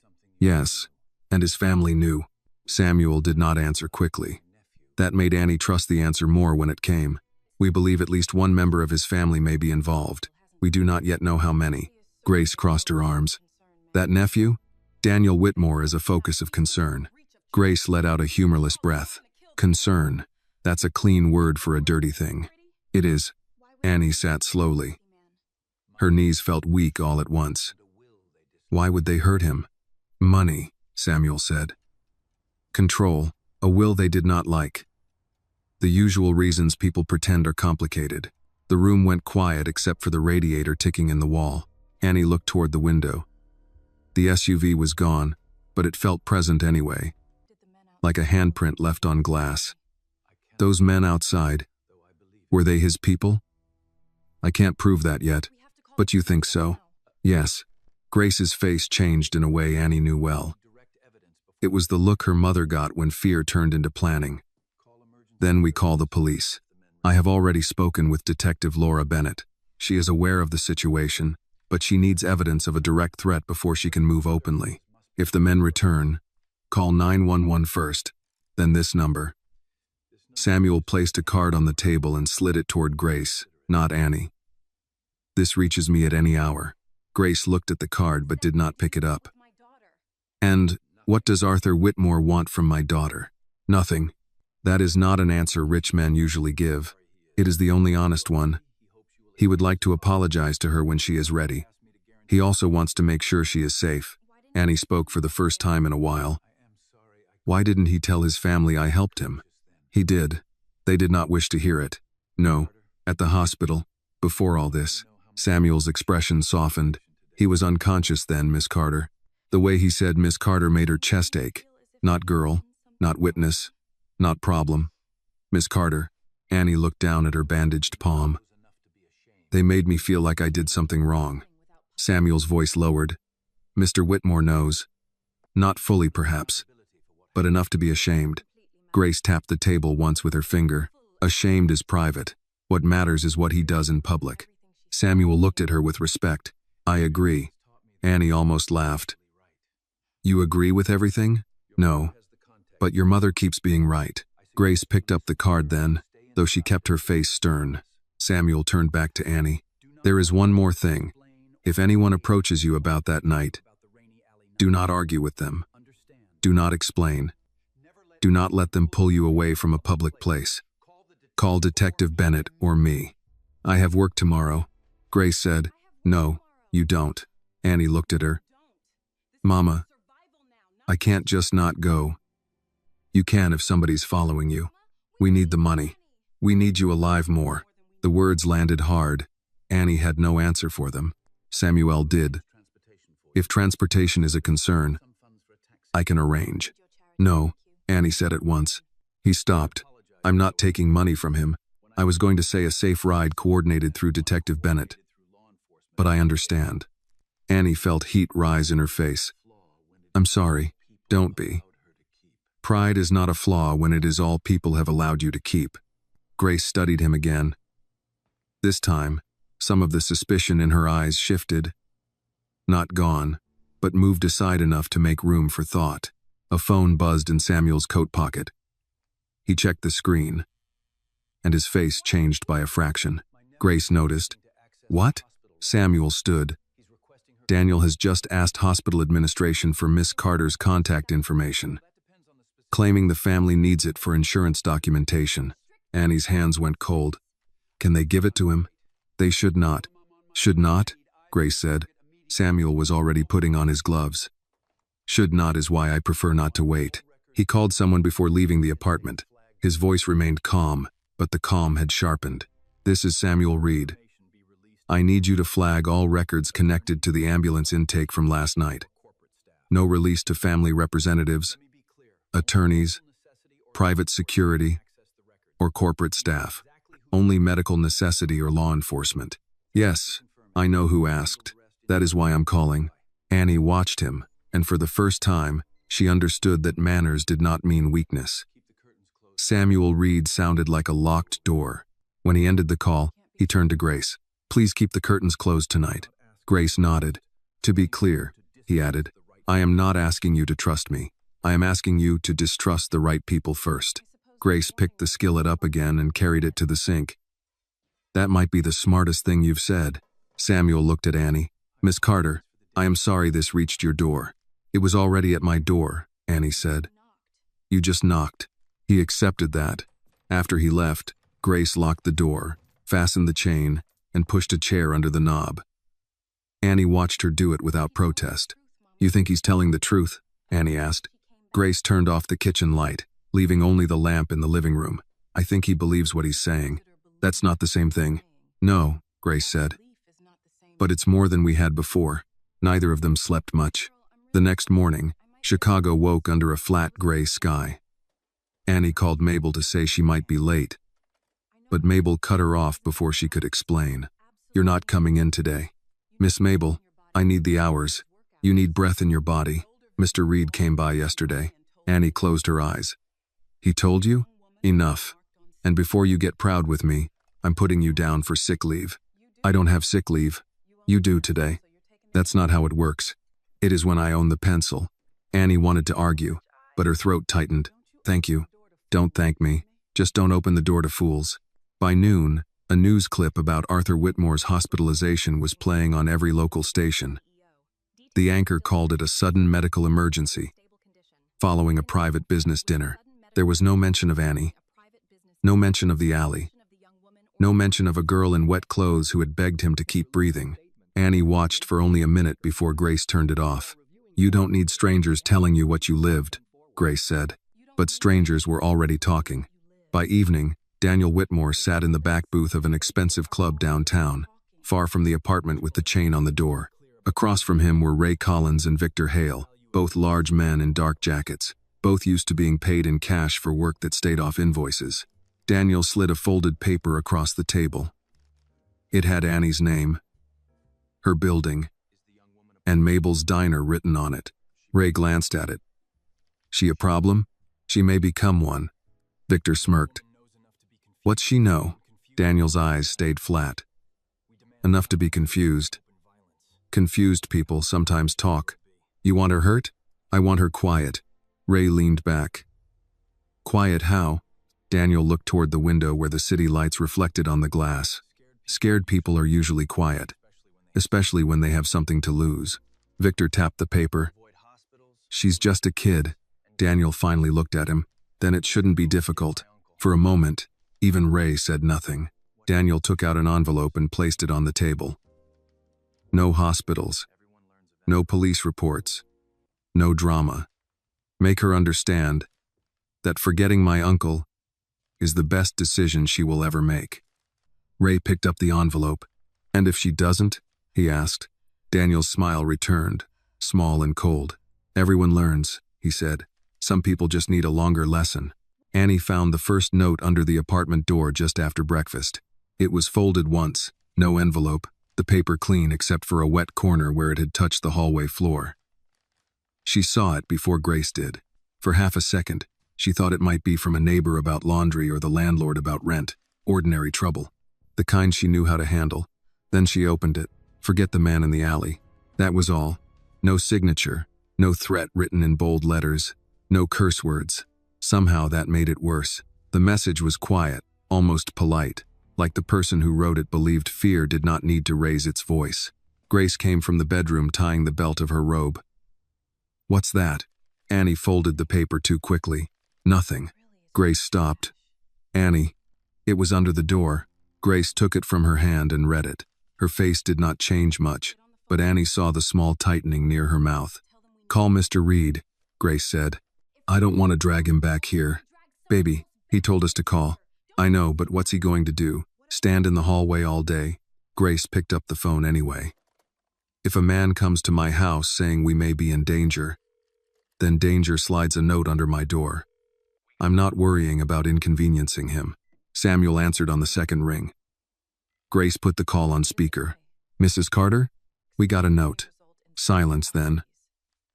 What does it say? Grace read it. Do not touch it more than necessary, Samuel said. Put it in a plastic bag if you have one. I'm contacting Detective Bennett. Annie leaned toward the phone. It's just paper. She can't arrest somebody for paper. No, Samuel said. But paper can become part of a pattern. Patterns matter. Grace gave Annie a look that said, listen. Did you see anyone in the hall? Samuel asked. No, Annie said. I found it after breakfast. Keep the door locked. If you leave, tell me first. Annie stiffened. I can't live like that. I'm not asking you to live like that. I'm asking you to get through today. That was harder to argue with. After the call, Grace put the note in a sandwich bag and laid it on the kitchen table as if it were something contagious. Annie tried not to look at it. She washed dishes that were already clean, straightened the stack of mail, checked her scholarship essay, then stared at the same sentence until the words stopped meaning anything. By noon, she needed air. I'm going to the corner store, she said. Grace looked up from her chair. No, you are not. Mama, it's 2 blocks. It could be 2 feet. We need milk. We have enough. For coffee, maybe, not for cereal. Grace lowered her glasses. You are not going outside because of cereal. Annie knew her mother was right, which made her more frustrated. I can't just sit here waiting for somebody to decide what I'm allowed to do. Grace's voice softened. That is exactly what fear wants you to feel. I already feel it. They looked at each other across the small room. Annie hated the worry in her mother's face. It made her feel both loved and trapped. Finally, Grace sighed. Fine. We both go. In daylight. We take the front street. We call Mr. Reed before we leave. Mama, or we do not go. So they went together, Grace walking slower than she wanted to admit, Annie carrying herself like she was not scanning every parked car. The corner store smelled of coffee, floor cleaner, and fried chicken from the warmer near the register. Mr. Alvarez, who had owned the place since Annie was in middle school, looked up from behind the counter. Annie, Mrs. Carter, you two all right? Grace smiled the way adults smile when they do not want to explain anything. We're getting there. Annie grabbed milk, bread, and a small bag of oranges because Grace liked to pretend fruit balanced out worry. Near the back aisle, her phone buzzed. Unknown number. She let it ring. It buzzed again. Grace saw her face. Who is it? I don't know. Don't answer. The third time, Annie pressed decline hard enough to hurt her thumb. A text came a few seconds later. You should have stayed out of rich people's business. Annie felt the azle tilt. Grace took the phone. Her eyes moved across the message. She did not speak. She walked to the counter and said, Mr. Alvarez, we need to use your phone and we need the camera footage from outside if you have it. Mr. Alvarez's expression changed at once. Who's bothering you? Someone too cowardly to use his name. He came around the counter without another question. That was Southside. People might not have money, but they knew when to close ranks. Samuel arrived 20 minutes later, followed by Detective Bennett in an unmarked car. Bennett wore no dramatic expression, asked no useless questions, and took Annie's phone with gloved hands after getting permission. You received the first note this morning? She asked. Yes. And this text came here? Yes. You recognize the number? No. Bennett nodded. Good. Don't delete anything. Don't respond. People like this want fear, but they also want conversation. Conversation gives them room to pull you into mistakes. Annie stood near the canned goods, embarrassed by the attention, scared by the seriousness. Am I in trouble?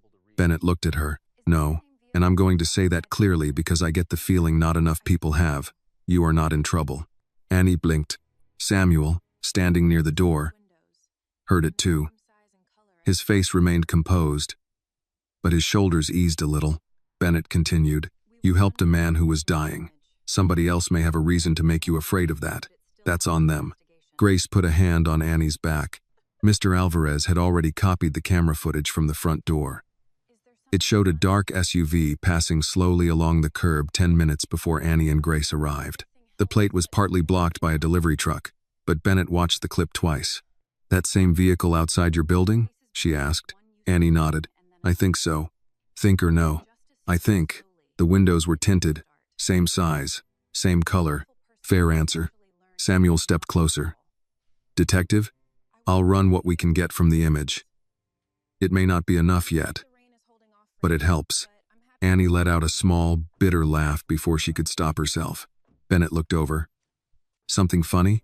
No, sorry. It's just, everything helps, but nothing is enough. The detective studied her for a moment. That's how cases start. One thing that helps, then another. Then the person who thought he was careful learns he wasn't. Grace said, I'd like to be there when that happens. I'll do my best, Bennett said. After they left the store, Samuel offered to drive Annie and Grace home. Annie almost refused, then saw her mother's tired face and nodded. The ride was quiet. Samuel drove an older black sedan, clean but not flashy. He did not ask personal questions. He did not fill silence to make himself comfortable. When they reached the apartment building, he checked the street before letting them out. Grace noticed. You've done this before, she said. I have worked for a wealthy man a long time. Wealth attracts two kinds of danger. The kind that wants in, and the kind already inside. Grace looked toward Annie. And which kind is this? Samuel did not soften the truth. The second. Upstairs, Annie placed the milk in the refrigerator and sat at the kitchen table. The sandwich bag with the note was gone now, taken by Bennett, but Annie could still see the words. Forget the man in the alley. She thought of Arthur's hand gripping hers in the rain. She thought of Daniel's eyes in the hospital. She thought of the text on her phone and the SUV moving slow past her home. Grace sat across from her. You don't have to be brave every minute. I'm not brave at all. Yes, you are. You're just young enough to think brave feels different. What does it feel like? Grace reached for one of the oranges and began peeling it with her thumb. Most days? Like wanting to cry but doing the next right thing anyway. Annie watched the peel come away in one long curl. What's the next right thing? She asked. Grace separated the orange into pieces and pushed half toward her. Tonight, she said, we eat. We lock the door. We answer no unknown numbers. Tomorrow, we keep telling the truth. Annie picked up one orange slice. It tasted sharp and sweet. For the first time since the alley, she understood that the truth was not only something she remembered, it was something she might have to protect. Arthur Whitmore was not used to being told no, but Dr. Patel had done it 3 times before breakfast. No meetings, the doctor said, standing at the foot of the hospital bed with a tablet in one hand. No business calls, no family arguments, no dramatic speeches to anyone standing in this room or outside it. Arthur looked at Samuel, who stood near the window with a folder tucked under his arm. Samuel did not help him. You hear that? Arthur said. He thinks I make dramatic speeches. I have heard worse medical opinions, Samuel replied. Dr. Patel pointed at both of them. I'm serious. Your heart has been through enough. You may feel clear-minded, but your body is still recovering. My body can recover while my mind works. Your mind nearly got your body killed. Arthur did not answer that. Dr. Patel's voice softened, but only slightly. Mr. Whitmore, I understand there are legal concerns. I understand there may be danger. But if you ignore medical advice and collapse again, you will not be helping anyone, including the young woman you keep asking about. That reached him. Arthur looked away, toward the pale morning beyond the window. Chicago sat under a low sky, gray and hard-edged. Somewhere out there, Annie Carter was receiving notes under her door and messages from men too cowardly to show their faces. She had saved him once with nothing but courage and a phone. Now he was lying in a private room with security outside, and still could not keep danger from touching her. I want to see her, Arthur said. Dr. Patel closed the tablet. Not today. Tomorrow? If your numbers improve. Samuel spoke before Arthur could argue. Then tomorrow is the goal. Arthur gave him a tired look. You've become very fond of taking the doctor's side. I am fond of you remaining alive. Dr. Patel nodded. Excellent. Listen to him. When the doctor left, Arthur reached for the folder on his lap. Samuel moved it out of reach. Arthur stared at him. That was bold. It was necessary. I can fire you. You can try after your blood pressure comes down. Arthur leaned back against the pillows, annoyed and too weak to make the annoyance useful. Tell me about Annie. Samuel's expression shifted. She received a note this morning. Later, a text message at a corner store. Detective Bennett has both. There may be partial footage of the SUV. Arthur closed his eyes. Daniel, likely. Likely is not enough. No, but it is becoming heavier. Arthur opened his eyes again. How is she? 18. That is not an answer. It is the most accurate one. She is frightened, proud, polite when she should not have to be, and worried about money even while being threatened. Arthur's jaw tightened. The family did that. Daniel did more than that. Your family began it in the hospital hallway. They taught her that coming near you costs her dignity. Daniel is now trying to teach her it costs safety. Arthur looked at the ceiling. For years, he had believed harm came from decisions signed in boardrooms, contracts, layoffs, deals that reshaped neighborhoods from a distance. But this was closer. This had a face, a girl at a kitchen table, a mother holding a skillet behind a chained door. What does she want, he asked. To be left alone long enough to become a nurse. Samuel let the words sit. Arthur turned his head. A nurse? Yes. She has been saving for school. Mabel Dawson mentioned it. So did Mrs. Carter. There is a tin box with money in it, apparently labeled college fund. Arthur was silent. Samuel knew that silence. It was not confusion. It was calculation, but not the cold kind. Arthur was seeing columns, costs, structures, permanence. When Arthur decided money should move, it moved with purpose. Do not send anything yet, Samuel said. Arthur's eyes narrowed. You are reading my mind too often. After 27 years, it is more maintenance than talent. She should not have to worry about tuition after this. No, she should not. But if you offer money now, before the truth is secure, she may feel bought. Worse, Daniel may argue she had motive. Arthur's hand curled on the blanket. I hate that you're right. I have made peace with being inconvenient. Arthur breathed carefully through a flare of pain. Then we wait. We prepare. Arthur looked back at him. Meaning? Meaning if justice opens a door, you should be ready to hold it open for more than one girl. For the first time that morning, Arthur said nothing because there was nothing to argue with. Across town, Annie sat at Mabel's diner in a corner booth, though she was not on shift. Mabel had insisted she come in through the back door just after lunch, partly because Annie said she was tired of feeling trapped at home and partly because Mabel wanted to see her with her own eyes. You look like you haven't slept, Mabel said, setting down a plate of scrambled eggs and toast. I slept some. Lies don't count as conversation in my diner. Annie picked up the fork. I closed my eyes for a while. That's closer. Grace had not liked the idea of Annie leaving the apartment, but Detective Bennett had arranged for a patrol car to pass the block twice, and Samuel had insisted on driving both Annie and Grace to the diner himself. Grace was in the booth beside Annie, hands wrapped around a mug of tea, looking around as if she might personally identify every threat in Chicago by posture alone. Mabel slid into the opposite side of the booth. I talked to Mr. Reed. I know. He has good manners. Grace took a sip of tea. So do funeral directors. Mabel nodded. True. Annie almost smiled. Mabel leaned in. I'm not asking you to work, but if you want to sit here a while, you sit. Nobody bothers you in my place unless I allow it. Miss Mabel, I don't want you losing customers over me. Annie, most of my customers are old men who order 1 coffee and 3 refills. I will survive the financial storm. A bell over the front door rang. Annie stiffened before she could stop herself. It was only Mr. Peterson, the retired mailman, shaking rain from his cap. He saw her and raised a hand. There she is. You been hiding, young lady? Annie forced her voice to behave. No, sir. He came closer, squinting. You all right? She's eating, Mabel said. That's what she's doing. Mr. Peterson looked from Mabel to Grace to Annie and understood enough not to ask loudly. Old people often knew when a room had a bruise. He lowered his voice. World giving you trouble? Annie looked down at her plate.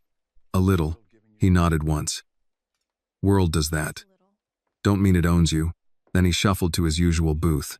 The words should have been too simple to matter, but they did. Annie cut into the eggs and took a bite. They tasted like butter and pepper and somebody trying to keep her alive in a different way than she had kept Arthur alive. Grace's phone buzzed. She checked it, then handed it to Annie. Samuel had sent a message. Mr. Whitmore is awake and asking after you. He will not contact you directly unless you agree. He wants you to know he believes you. Annie read the last sentence twice. He believes you. Not he thanks you. Not he will pay you. Not he regrets the misunderstanding. He believes you. Grace watched her face. What did he say? Annie handed her the phone. Grace read it and grew quiet. Mabel pretended to wipe the table, though it was already clean. Well? Annie folded her hands in her lap. He says he believes me. Mabel stopped wiping. Grace looked at the window. For a moment, none of them spoke. There were things older women knew too well to interrupt. Sometimes being believed did not fix the wound. Sometimes it only proved how long you had been bleeding. Annie looked toward Mr. Peterson's booth, then toward the counter where coffee steamed in glass pots. Why does that make me want to cry? Grace's voice was gentle. Because you were holding it together before. Annie blinked fast and looked down at her plate again. The bell over the door rang a second time. This time it was a man Annie did not know. He wore a dark jacket and a baseball cap pulled low. He did not look around like someone searching for a table. He looked around like someone checking exits. His eyes passed over Mr. Peterson, Mabel, Grace, then stopped on Annie. Grace noticed. So did Mabel. The man walked to the counter. Coffee to go. Mabel moved behind the register. Small or large? Large. His voice was flat. He placed a $5 bill on the counter but kept looking toward the booth. Annie's fork slipped softly against the plate. Grace put one hand on Annie's knee under the table. Stay still. Mabel poured the coffee slowly. Too slowly. Cream? No. Sugar? No. You sure? You look like you could use something sweet. The man's gaze cut to her. Mabel smiled without warmth and set the lid on the cup. 5 even. He took the coffee but did not leave right away. Instead, he turned slightly and spoke toward Annie's booth. You Annie Carter? The diner went quiet in the way small places can, where every old man and every spoon seems to hear. Grace answered before Annie could. Who's asking? The man smiled. Just somebody passing along advice. Mabel reached under the counter. Annie knew there was no gun there. Probably a rolling pin. Maybe the old wooden bat Mabel kept near the mop sink. Somehow that comforted her more. The man looked at Annie. Stay away from things that don't concern you. Mr. Peterson stood up from his booth. Slowly, but he stood. Mabel's voice dropped. You need to leave. The man took one step toward Annie. Then the front door opened again, and Detective Bennett walked in with 2 uniformed officers behind her. She looked at the man with no surprise at all. Coffee must be good here. You came a long way for it, Ray. The man's face changed. Annie's pulse pounded in her ears. Bennett stepped closer. Ray Collins. You have 2 choices. You can walk outside with me and talk like a grown man. Or you can make these officers ruin Mrs. Dawson's floor with your poor decision. Mabel said, I just mopped. Ray looked toward the back door. One of the officers had already moved that way. He set the coffee down. I didn't do anything. Bennett smiled slightly. Then you'll have a short conversation, as they escorted him out. Ray looked back once at Annie. Not with power now. With irritation. Like she had become more trouble than he expected. The door closed behind them. For a second, nobody moved. Then Mr. Peterson sat down with a groan. Haven't stood that fast. Since 1998. Mabel exhaled. You did not stand fast. I stood with intent. Annie gave a shaky laugh, then covered her mouth as tears came with it. Grace pulled her close, right there in the booth. Mabel came around and stood beside them. That's enough diner excitement for one day. Through the window, Annie saw Detective Bennett speaking to Ray near the unmarked car. Samuel's black sedan was parked across the street. He stood beside it, watching without interfering. Annie understood then that the next right thing had become bigger than telling the truth. It meant surviving long enough for the truth to be heard. She wiped her face and sat up. Grace brushed hair from her cheek. You okay? No, Annie said. Then she looked out at Ray Collins, at the officers, at Samuel, at the gray Chicago afternoon that seemed to be holding its breath. But I'm not going to disappear. Detective Bennett did not question Ray Collins inside the diner. She knew better than to give a man like him an audience. She walked him to the unmarked car. let the uniformed officers stand close enough to make running foolish, and waited until he had spent a full minute pretending not to be nervous. "You're far from your usual neighborhood," she said. Ray looked past her toward the diner window. "I wanted coffee. You passed 12 places that sell coffee. Maybe I like this one. You ordered it black and left it on the counter. I changed my mind." Bennett nodded as if that were reasonable. "And asking for Annie Carter by name?" Ray shrugged. "Friend of a friend. Name the friend."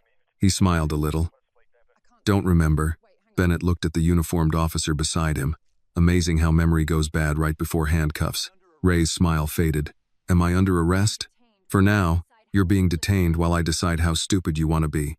You can't detain me for buying coffee." "No. But I can detain you for matching a suspect description in an intimidation complaint, approaching a protected witness in an ongoing investigation, and carrying what I'm guessing is not a church bulletin in your jacket pocket." Ray's eyes shifted. Bennett held out her hand. "Let's not make this dramatic." One officer patted him down and removed a folded paper from inside his jacket. Bennett opened it. Annie's name. Her address. Mabel's Diner. Grace Carter's name written underneath. No signature, but Ray's face told her enough. "Still coffee?" she asked. Ray said nothing. Across the street, Samuel watched from beside his sedan. He did not interfere. That had been Bennett's instruction, and Samuel respected instructions when they were competent. Still, his eyes moved between Ray, the diner, and the vehicles passing too slowly along the curb. He had spent the morning helping arrange a quiet safety net around Annie. But quiet nets had holes. People with money found holes. Bennett walked over after Ray was placed in the back of the squad car. "He won't give Daniel up yet," she said. Samuel glanced at the car. "But he will? Men like that usually love money until prison becomes part of the math. Can you hold him? Not long on this alone, but long enough to make him uncomfortable. Search his phone with consent if he gets nervous. Maybe connect him to the text if he was careless." Was he? Most people are. They just aren't careless where they think they are. Samuel looked toward the diner window. Annie was still in the booth with Grace, Mabel standing guard nearby. "She should not stay here." "No," Bennett said, "but she also can't be made to feel like a prisoner. That's how scared witnesses stop cooperating. She is not a witness to him. She is a child." Bennett looked at him. "She is both. That's the problem." Inside the diner, Annie held a napkin in both hands until it tore down the middle. Grace took the pieces away gently. "Your hands need something better to do than punish paper." "I'm okay. Try again." Annie looked toward the window. Ray was in the back of the police car now. He was not so large through glass. Just a man with a bent head and too much confidence leaking out of him. "He knew my name," Annie said. Mabel refilled Grace's tea, though nobody had asked. "Cowards like names. Makes them feel powerful." Mr. Peterson came over with his cap in his hands. "Miss Grace, you need a ride home. I can call my nephew. He drives one of those rideshare things. Good boy. Talks too much, but good boy." Grace gave him a tired smile. "Thank you, Mr. Peterson. We have a ride." He nodded, then turned to Annie. "Young lady, I delivered mail in this city 32 years. You learned something doing that." Annie wiped under one eye. "What's that?" "Bad news loves a mailbox, but good people know how to knock on the door." He looked at Mabel, then Grace, then out at Samuel. "You got some knocking today." Annie did not know what to say, so she only nodded. A minute later, Detective Bennett came in. Conversations dropped again. Bennett noticed and raised one hand. "Everybody can breathe. He's leaving with us." Mabel leaned on the counter. "You got what you need?" "Some, not all." "That sounds like police talk for no." "It's police talk for keep the coffee warm." Bennett came to the booth and sat without asking for anything to drink. "Annie, I need to tell you what happens next. Ray Collins will be questioned. We found your information on him. That helps, but it doesn't end this." Grace's fingers tightened around her mug. "Meaning Daniel can send someone else. Meaning we act like he might." Annie's voice was quiet. "Do I have to hide?" "No. But you need to be smart. Work, school applications, errands, All of that gets coordinated for a few days. If you go somewhere, somebody knows. If a strange number calls, you do not answer. If anyone speaks to you about Arthur Whitmore, you walk toward people, lights, cameras, and you call me. Annie looked down. This is my life now? For a little while, Bennett said. Not forever. How do you know? I don't. But I know men like Daniel Whitmore don't like pressure. He thought he could scare you quietly. Quiet is gone. Samuel entered then, folding his umbrella though it had stopped raining. He came to the booth but did not sit. Miss Carter, he said. Mr. Whitmore would like to know if you are safe. May I tell him you are? Annie looked at Grace first. Grace gave a small nod, leaving the choice to her. Yes, Annie said. You can tell him. Samuel's shoulders lowered by the smallest amount. Thank you. Bennett stood. I need to speak with Mr. Whitmore too. Samuel nodded. He is still at the hospital. For now? For now. Bennett caught the wording. He's planning something. Mr. Whitmore is always planning something. That's not an answer. It is the safest one I have. Bennett gave him a look that would have made a less disciplined man explain himself. Samuel did not. At the hospital, Arthur had already decided he was leaving before Samuel returned. Dr. Patel stood beside the bed with his arms folded. No, Arthur was sitting upright, pale but dressed in trousers and a white shirt Samuel had brought earlier. The shirt hung looser than usual. Illness had a way of making expensive fabric look borrowed. I am not asking to run a marathon, Arthur said. You are asking to leave a monitored cardiac unit less than 48 hours after a major event. I will leave with medical supervision. You will leave over my objection. With your objection documented, if that comforts you. Dr. Patel stared at him. You are a difficult patient. I have been told I am a difficult man generally. That was not a compliment. I did not receive it as one. Samuel entered in time to hear the last exchange. Arthur looked past Dr. Patel. Is she safe? For the moment. Ray Collins approached her at the diner. Detective Bennett intervened. He had Annie's information on him. Arthur's face went still. Dr. Patel pointed at the heart monitor. This is exactly why I said no. Arthur swung his legs slowly over the side of the bed. The movement cost him. He waited until the dizziness passed, one hand gripping the rail. Samuel moved closer. Sit back. No. Arthur. No, he repeated, but the second time it was not anger. It was grief sharpened into purpose. I lay in this bed while she was threatened under her own roof, then followed to a diner. She saved my life. My family put a target on hers. I will not hide behind hospital glass. Dr. Patel stepped in front of him. And if you collapse in front of her, what does that do to this young woman you claim to be protecting? Arthur's expression faltered. The doctor pressed on. You want to help her? Stay alive. Think clearly. Let the detective build the case. Detective Bennett entered the room without knocking twice. That may be the first medical advice in history that also counts as police strategy. Arthur looked at her. Detective, Mr. Whitmore, sit down before I decide rich men are more fragile than they look. Samuel's mouth twitched. Arthur sat, though not because he was told to. At least that was how he would remember it. Bennett came closer. Ray Collins had Annie Carter's name, address, workplace, and her mother's name. He is connected to another man, Victor Hale. Both have done intimidation work before. Neither has an obvious reason to care about you unless someone paid them. Daniel, likely Daniel. I need more than likely. I need communication, money, a witness, something that doesn't evaporate when a defense attorney walks in. Arthur looked at Samuel. Payment records? Possible. Daniel would not use direct accounts. No, Arthur said, but he is arrogant when he feels rushed. Bennett watched him. Can you help me find the rush? Arthur nodded slowly. My will. Samuel understood first. If Daniel believes you are moving forward with the revised estate documents immediately, he may panic. He already tried to scare Annie, Arthur said. Now he needs to know she is not silent, and I am not dead. Dr. Patel said, You are not holding a boardroom trap from a hospital bed. Arthur looked at Bennett. Can I hold it from a legally supervised location with a doctor nearby? No, Dr. Patel said. Bennett tilted her head. Maybe. Dr. Patel turned to her. Detective. I said maybe. I didn't say today. Arthur's eyes sharpened. Tomorrow. Dr. Patel rubbed the bridge of his nose. I hate all of you, Samuel said. Understandable. Bennett pointed at Arthur. Here is how this works. You do nothing without me knowing. No private confrontation. No family meeting that turns into theater.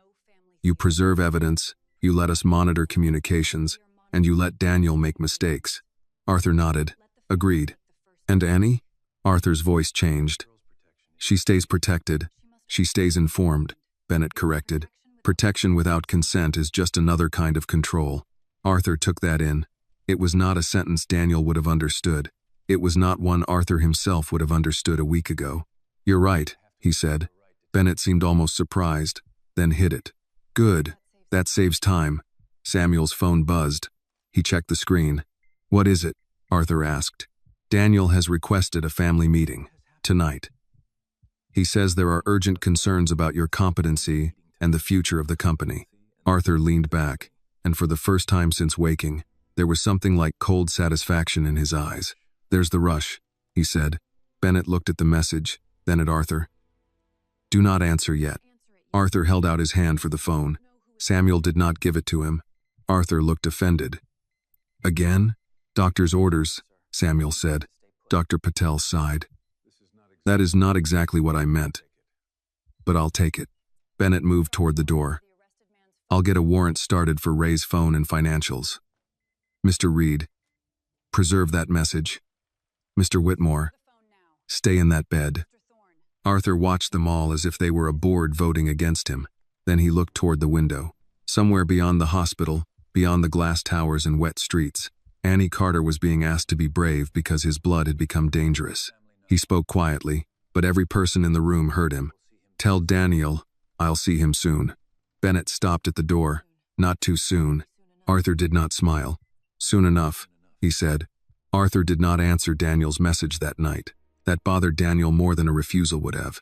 He stood in the private study of his apartment near the river, phone in hand, city lights pressing against the windows behind him. The room was built to look calm. Walnut shelves, leather chairs, framed photographs of charity dinners, a bottle of scotch on a side table.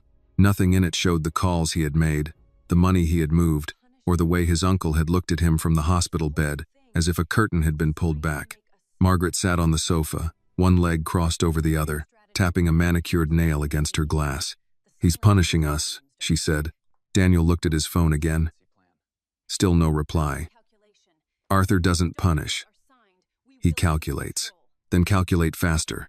If he signs those documents, we lose control. We don't know what he remembers. Margaret's face tightened. That girl told him something. That girl heard something. There's a difference. She was at the hospital. She spoke to us. She knows your face. Daniel turned on her. She knows I was worried about my uncle. Margaret gave him a look. They both knew better. Daniel poured himself a drink and did not take it. The sight of the glass irritated him now. One careless detail. One private meeting. One old man too stubborn to die. That was how fortunes slipped. His phone buzzed. Not Arthur. Victor Hale. Ray got picked up. Diner. Cops were waiting. Daniel read it twice. Margaret stood. What? Ray got sloppy. Did he talk? Not yet. Not yet is not comfort. Daniel typed back with his thumb. Where are you? Victor's answer came quickly. Away. Not going near that girl now. Daniel smiled without humor. Men like Victor were useful only until fear taught them math. He called instead of texting. Victor answered on the fourth ring.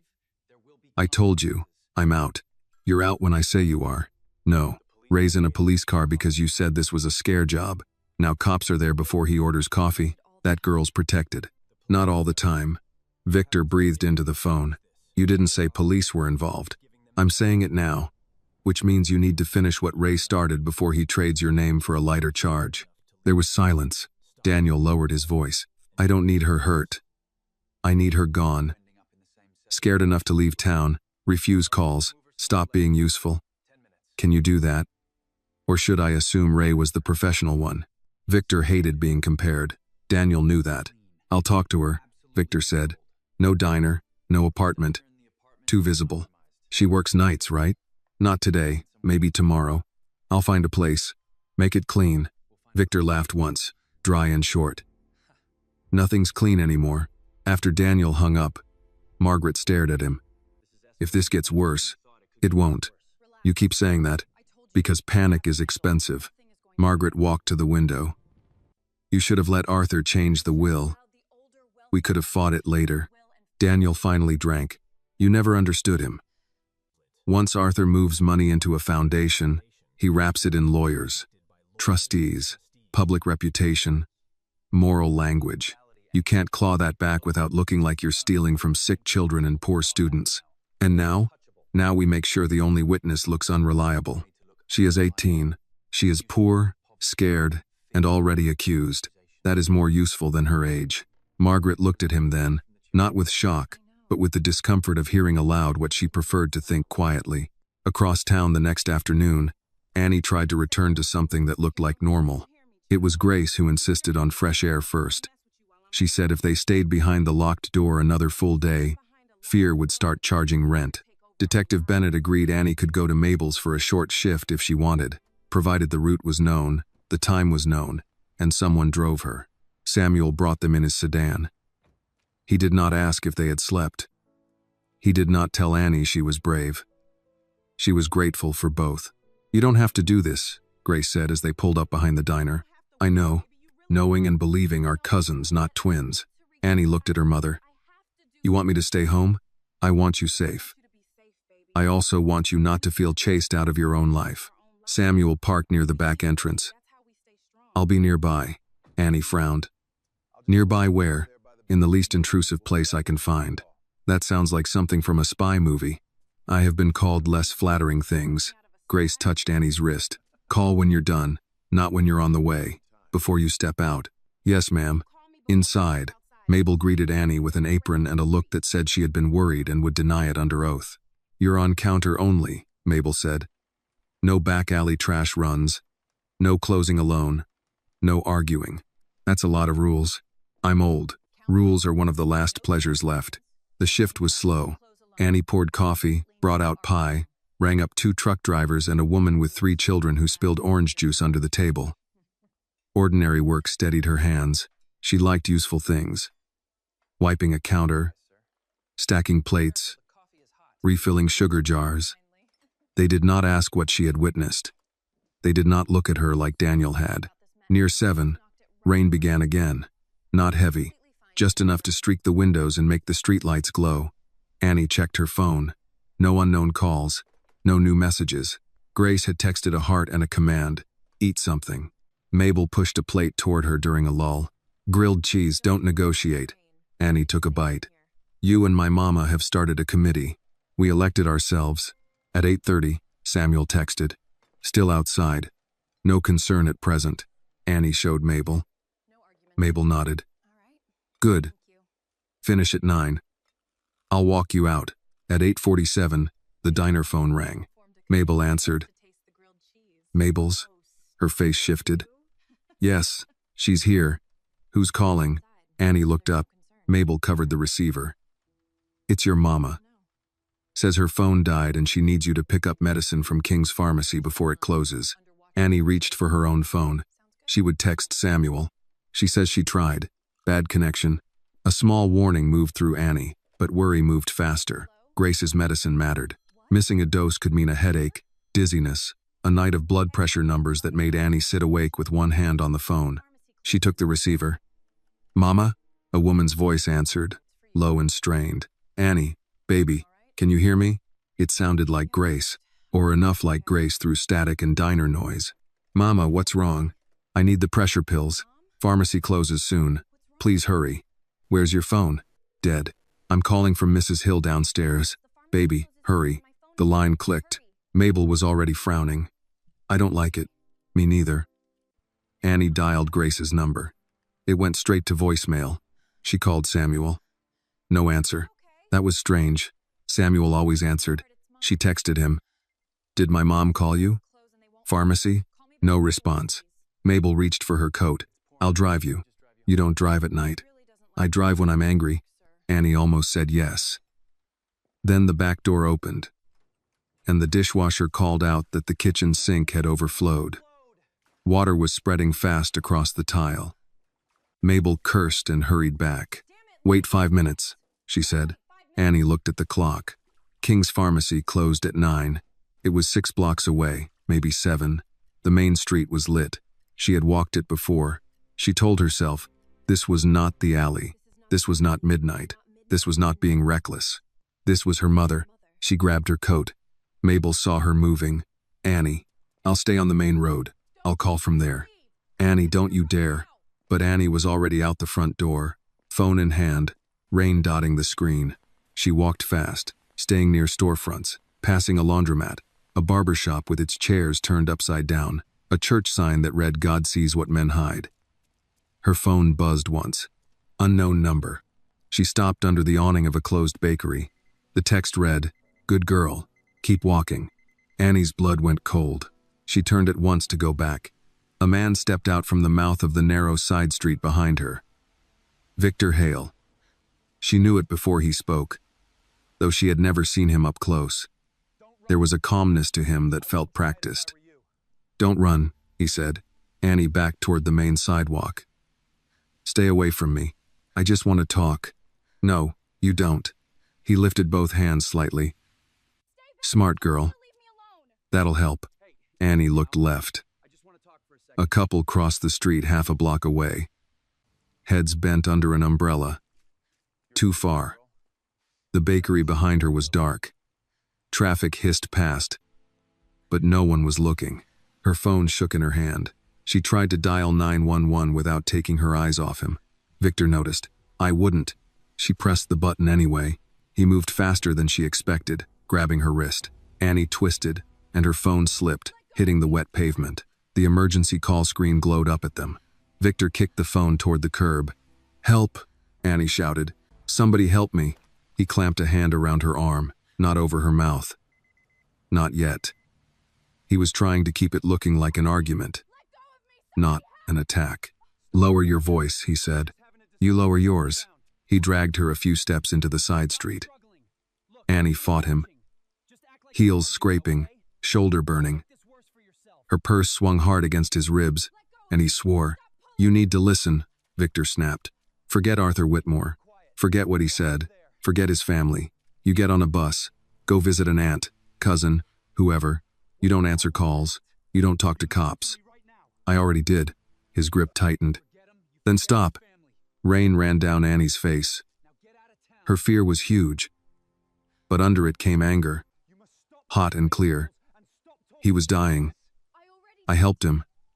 That's all. Victor leaned close. "Girls like you don't survive by helping men like him." The words hit almost exactly where Daniel's family had struck her before. "Girls like you. Men like him." As if the world came labeled, and she had wandered off her assigned shelf.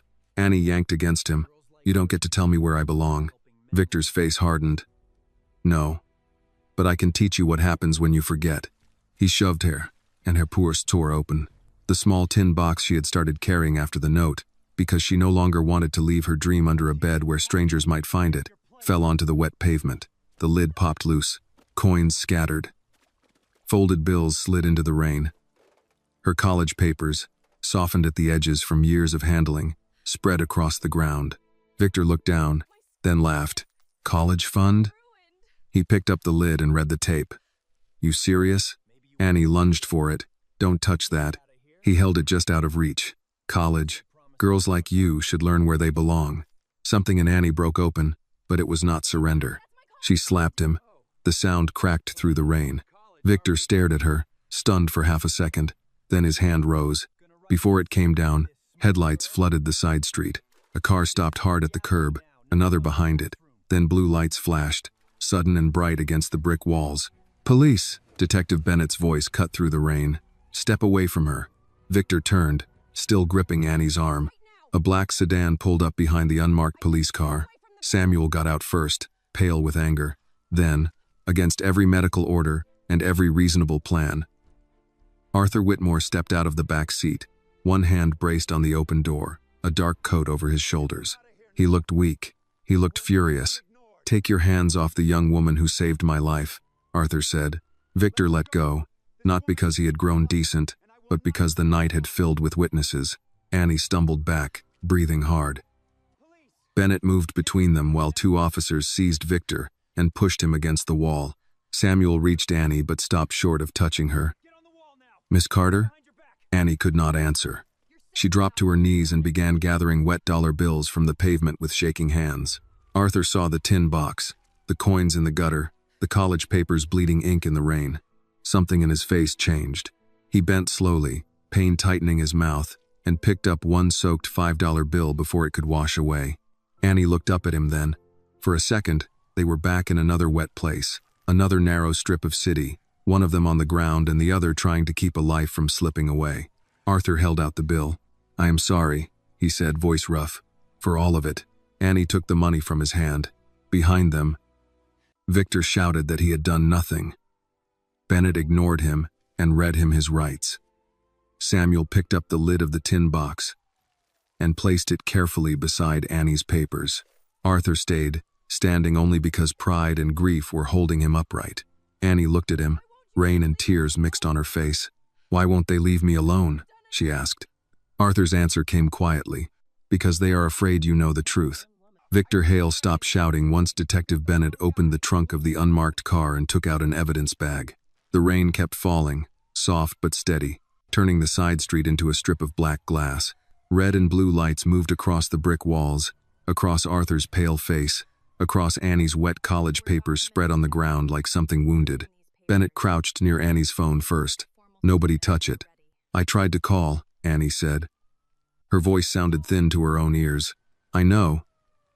Bennett looked at the screen, then at Victor. "That helps." Victor twisted against the officer holding him. "She dropped it. I didn't do anything." "You kicked it," Annie said. He looked at her with a warning in his eyes. Arthur stepped half a pace forward.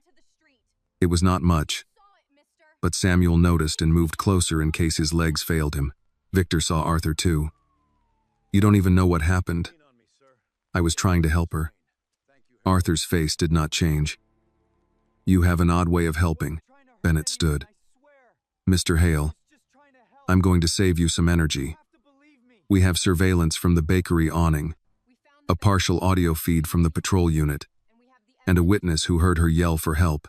Also, Mr. Reed's vehicle camera picked up enough. You can keep talking, but every sentence is just you donating rope." Victor's mouth closed. Annie looked at Samuel.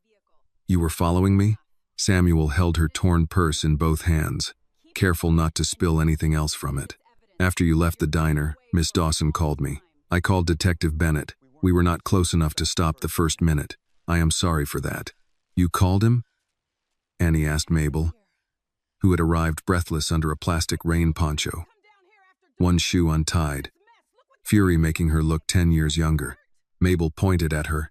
"Do not start with me, child. You walked out after I said wait. I have known you since you were 15. And you still think being scared means you get to be stubborn without witnesses." Grace arrived next in Mr. Peterson's nephew's rideshare, stepping out before the car had fully settled against the curb. She wore no coat, only the sweater she had grabbed on the way out, and her face was the color of fear. "Annie." Annie rose, but Grace reached her first and pulled her into her arms so hard Annie could barely breathe.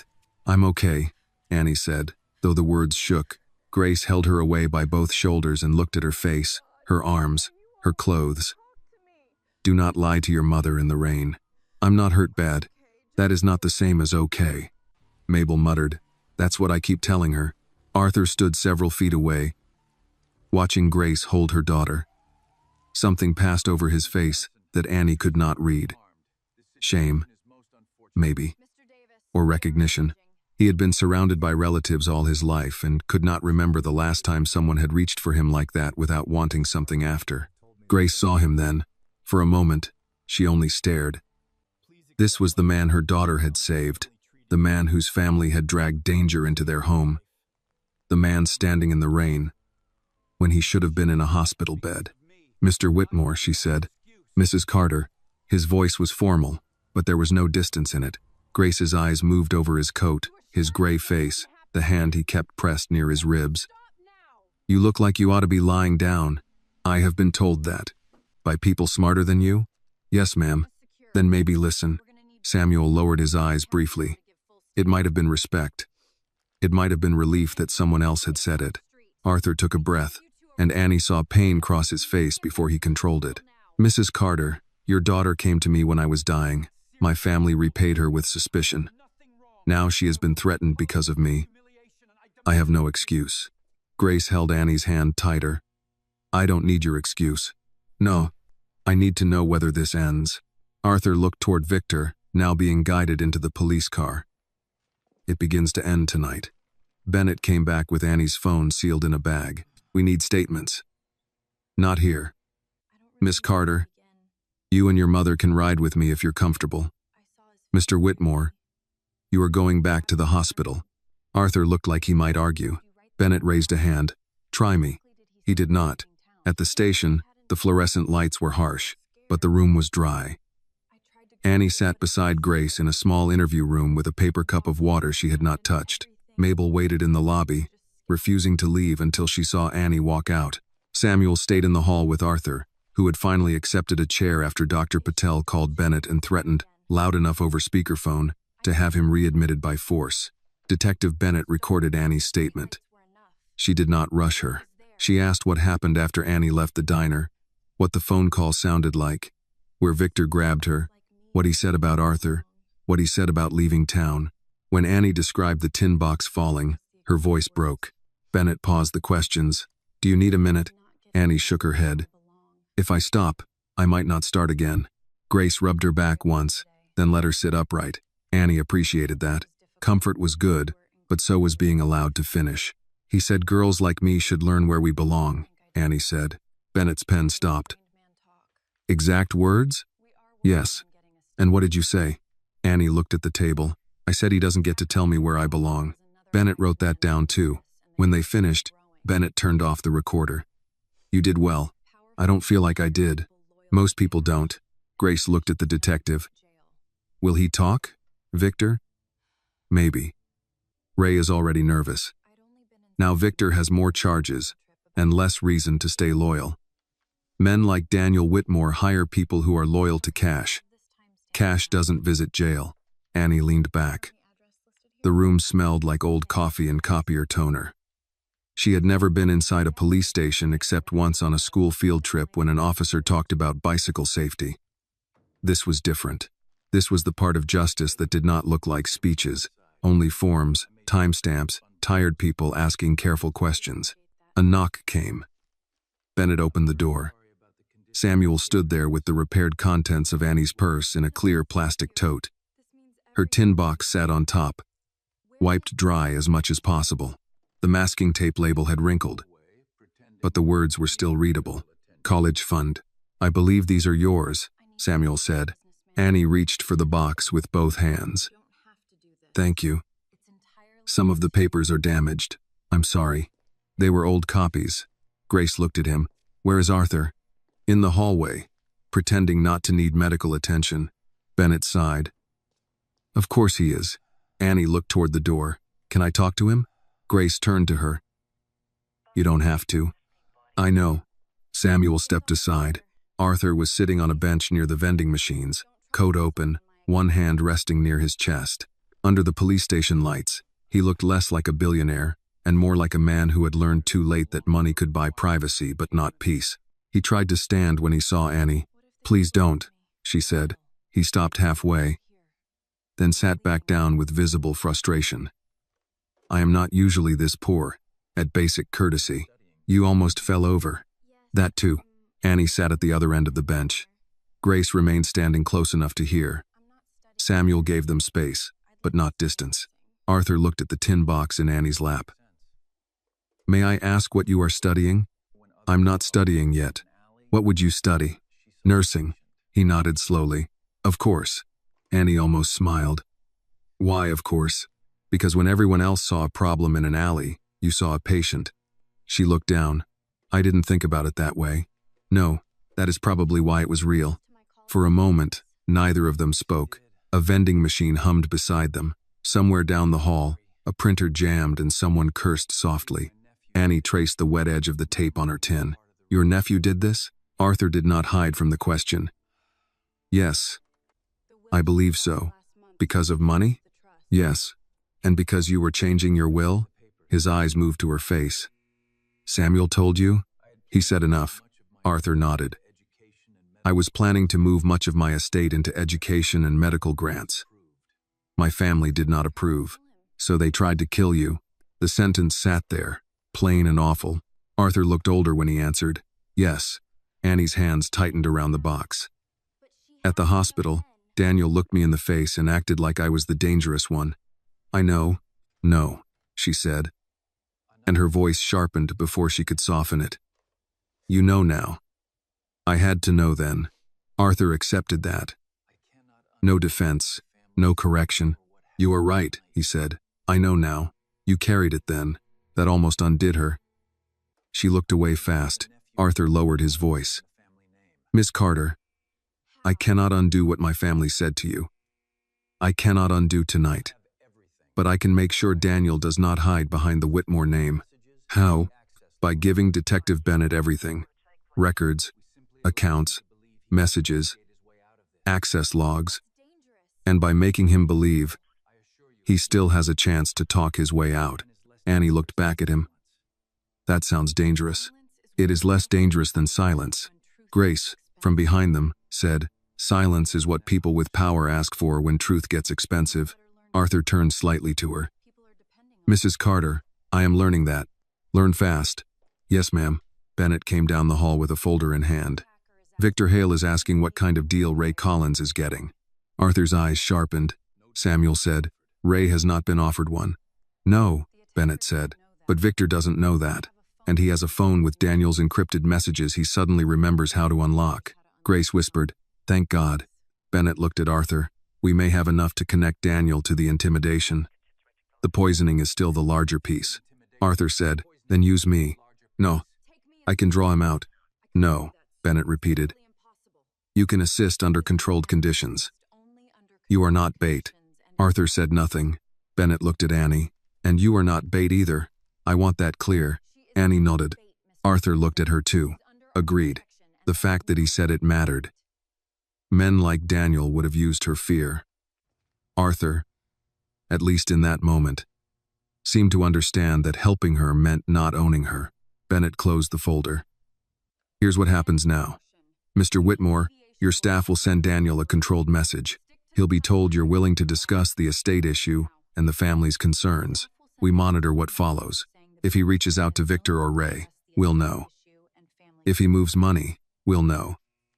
If he tries to run, we'll know. Samuel nodded. I can prepare the wording. Arthur looked at Annie. I am sorry this has not ended tonight. Annie held the tin box against her chest. I didn't think justice worked that fast. No, Grace said quietly. Justice is not fast, but tonight, at least, it knows our address. Bennett's phone buzzed. She checked it, then gave the smallest smile Annie had seen from her. Victor just gave up the name of the man who paid him, she said. Arthur closed his eyes once. Daniel? Samuel asked. Bennett looked at them all. Daniel Whitmore, she said, and he wants to talk before Ray does. Daniel Whitmore did not go to the police station when he learned Victor Hale had started talking. He went to his office. That was the first mistake Detective Bennett expected him to make. Men like Daniel did not run to airports right away. They ran first to files, accounts, phones, passwords, anything that could still be cleaned before the walls moved in. He arrived at Whitmore Capital just after dawn, walking through the private entrance with his coat collar up and his phone pressed to his ear. I don't care what Victor says, he told Margaret. He's a hired thug trying to save himself. Margaret's voice was thin. And Ray? Same. They both know your name. They know what they were paid to know. That's not proof of poisoning. Daniel stepped into the executive elevator and used his access card. The doors closed around him in polished steel. For 1 second, his reflection looked back at him from all sides. Perfect suit, controlled face, tired eyes. He hated the tiredness. It made him look guilty. Margaret said, Arthur is going to destroy us. No, Daniel said. Arthur is weak, emotional, and surrounded by people who want to feel noble. That makes him predictable. You said that before he woke up. Daniel ended the call. The elevator opened onto the executive floor. It was quiet. the way money liked to wake before ordinary people arrived. The reception desk was empty. The glass walls of the conference rooms reflected the first gray light of morning. He walked straight to the private family conference room.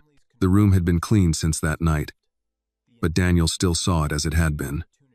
Arthur at the head of the table, Margaret stiff beside him, the cousins pretending not to watch the fight, the glass near Arthur's hand, one old man, one revised will, one sentimental plan to send Whitmore money into scholarships and clinics instead of keeping it where it belonged. Daniel opened a cabinet beneath the sideboard and removed a small black device no larger than a thumb drive. It had been connected to the backup audio system, the one he had forgotten in the rush after Arthur collapsed. He had disabled the cameras, paid Marcus Vale, sent the staff away, managed the glass. But the backup recorder had been part of an older security upgrade Samuel had insisted on years ago, after a contractor dispute. Samuel Reed. Daniel's mouth tightened. He slipped the device into his coat pocket and turned toward the door. Samuel stood there. He was not alone. Detective Bennett stood beside him, hands relaxed, badge visible. Two uniformed officers waited farther down the hall. Daniel stopped, then smiled like a man greeting a dull inconvenience. Samuel, detective, this is early. Bennett looked at the pocket where the device had gone. So are you. I work here. So I've heard. Daniel's eyes moved to Samuel. You brought police into a private office? Samuel's voice stayed even. Mr. Whitmore authorized access. My uncle is under medical distress. He was when you tried to have him declared incompetent last night. This morning, he is alert enough to sign a preservation order. Daniel's smile thinned. You always did enjoy paperwork. It has its uses. Bennett stepped forward. Mr. Whitmore, we have a warrant covering electronic records, internal security devices, access logs, and any materials related to the family meeting held the night Arthur Whitmore was poisoned. Poisoned? Daniel repeated the word with mild amusement. That's a serious accusation. Yes. I assume Victor Hale is telling stories. He is telling his version. Ray Collins is telling his. Your phone records are beginning to tell theirs. Daniel glanced toward the officers. Am I under arrest? Not yet. Then I'd like my attorney. Good idea, Bennett said. You can call him after you hand over what you just put in your pocket. Daniel held her gaze. For a moment, the clean hallway seemed to shrink. Samuel watched Daniel calculate. Deny. Surrender. Run. Charm. None of the choices fit the suit he was wearing. Finally, Daniel reached into his pocket and took out the device. This, he said, company property. I noticed it was loose. Bennett took it with a gloved hand and placed it in an evidence bag. Helpful of you. Itre. No, Samuel said quietly. You don't. Daniel looked at him then, and for the first time, the mask slipped. You should remember who gave you a career. Samuel did not flinch. Arthur gave me employment. You gave me reason to stay alert. Bennett turned to the officers. Escort Mr. Whitmore downstairs. He's not leaving the building until we finish. Daniel laughed once. That isn't how this works. Bennett looked back at him. It is this morning. While Daniel called his attorney from a glass-walled conference room under police watch, Arthur sat in a secure meeting room at the hospital, dressed again against Dr. Patel's advice. The doctor had allowed one concession. Arthur could sit at a table for 30 minutes if a nurse remained nearby, and his heart monitor stayed connected. Arthur considered it humiliating. Dr. Patel considered it generous.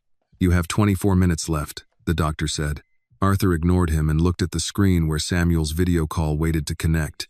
Grace and Annie sat across from him. Annie held her tin box in her lap, not because she needed it, but because letting it out of her sight had become difficult. Arthur noticed but did not mention it. Grace did. Baby, you can set that down. I know. You're holding it like it might run away. Annie looked at the box, then placed it on the table. Her fingers stayed near the lid. Arthur said, I'm sorry about the papers. Annie gave him a small, tired look. You apologize a lot. I have a backlog. Grace made a sound that might have been approval, though not much of one. Detective Bennett appeared on the video call a moment later, standing in what looked like an office corridor. We recovered a device from the conference room, she said. Daniel was attempting to remove it. Arthur leaned forward. The monitor beside him quickened, and Dr. Patel pointed at him without looking up from his tablet. Arthur sat back. Does it have audio? Lab is checking. Samuel says it connects to the backup room system. It does, Arthur said. Installed after the Midwestern contractors threatened litigation. It records when certain doors are locked and privacy mode is activated. Annie looked at him. You record your own family meetings? Arthur turned to her. Not constantly. Only in restricted rooms under certain settings. Grace raised an eyebrow. That sounded like a yes with better shoes. Arthur accepted that. Yes. Bennett continued. If the audio survived, it may give us the poisoning conspiracy. But I don't want everyone celebrating yet. Tech takes time, defense attorneys make noise, and evidence has to survive more than our hopes. Annie nodded. She was learning that hope, in legal rooms, had to stand behind procedure and wait its turn. Samuel appeared behind Bennett. There is more. Financial analysts located a transfer from a consulting account tied to Daniel to a shell account connected to Marcus Vale, the security supervisor. It matches the camera outage window. Arthur closed his eyes for a second. Marcus? He asked. Bennett said, already being picked up. Grace looked from one face to another. So, that proves Daniel paid to shut off the cameras. It strongly supports it, Bennett said. And Victor's phone links him to Daniel's assistant, not Daniel directly. But the assistant is now asking for a lawyer too, which usually means the morning is improving. Annie should have felt relieved. Part of her did. But another part kept waiting for Daniel to appear in a doorway, smiling, turning every fact into a doubt. What happens to me? She asked. Everyone looked at her, and she hated that too. Bennett answered first. You give one formal statement on record with your mother present if you want. You may be called later, but we'll try to limit how often you have to repeat the same trauma. You do not speak to press. You do not meet with Whitmore family members. You keep your phone on. Can I go to work? Grace said. Annie, I'm asking. Bennett's expression softened by half an inch. Not tonight. Soon. Maybe. But tonight, let us be cautious. Annie sat back. Arthur spoke quietly. I can cover lost wages. No, Annie said at once. I did not mean, I know what you meant. Still no. Arthur stopped, then nodded. All right. Grace looked at him. She isn't being rude. I know. She's trying not to feel owned. Arthur's face changed. I know that too. Annie looked at him then. He did know, or at least he was trying to. That did not erase the hallway, the threats, the rain, but it made the room less hard to breathe in. Samuel's voice came through the speaker. Arthur, there is one more matter. Daniel's attorney is requesting a private family discussion before any further cooperation. Arthur almost laughed. No, I assumed, Bennett said. Good. Because private family discussions are how people lose evidence and gain bruises. Grace murmured, Amen to that. The call ended with Bennett promising updates and Samuel returning to the search of the executive floor. Dr. Patel stepped closer to Arthur. Time. Arthur looked at Annie. Miss Carter, I had intended to meet you under different circumstances. So did I, she said. Actually, I didn't intend to meet you at all. The honesty startled him into a small smile. It vanished quickly. I will not ask you to forgive my family, he said. I will not ask you to trust mine. But I would like you to trust this much. Daniel will not be allowed to bury what he did. Annie looked at the tin box on the table. The tape was wrinkled, the letters still holding. My mother says justice comes late sometimes, she said. Grace reached for her hand. Arthur nodded. Then I hope we have finally made it late enough to arrive. That evening, the backup audio came through. It was damaged in places, full of static and room noise. But the voices were clear enough where it mattered. Daniel complaining about the revised will. Margaret warning him not to be careless. The clink of glass. Arthur saying the foundation would go forward. Daniel, lower but audible, speaking to someone near the sideboard. Handled the dosage.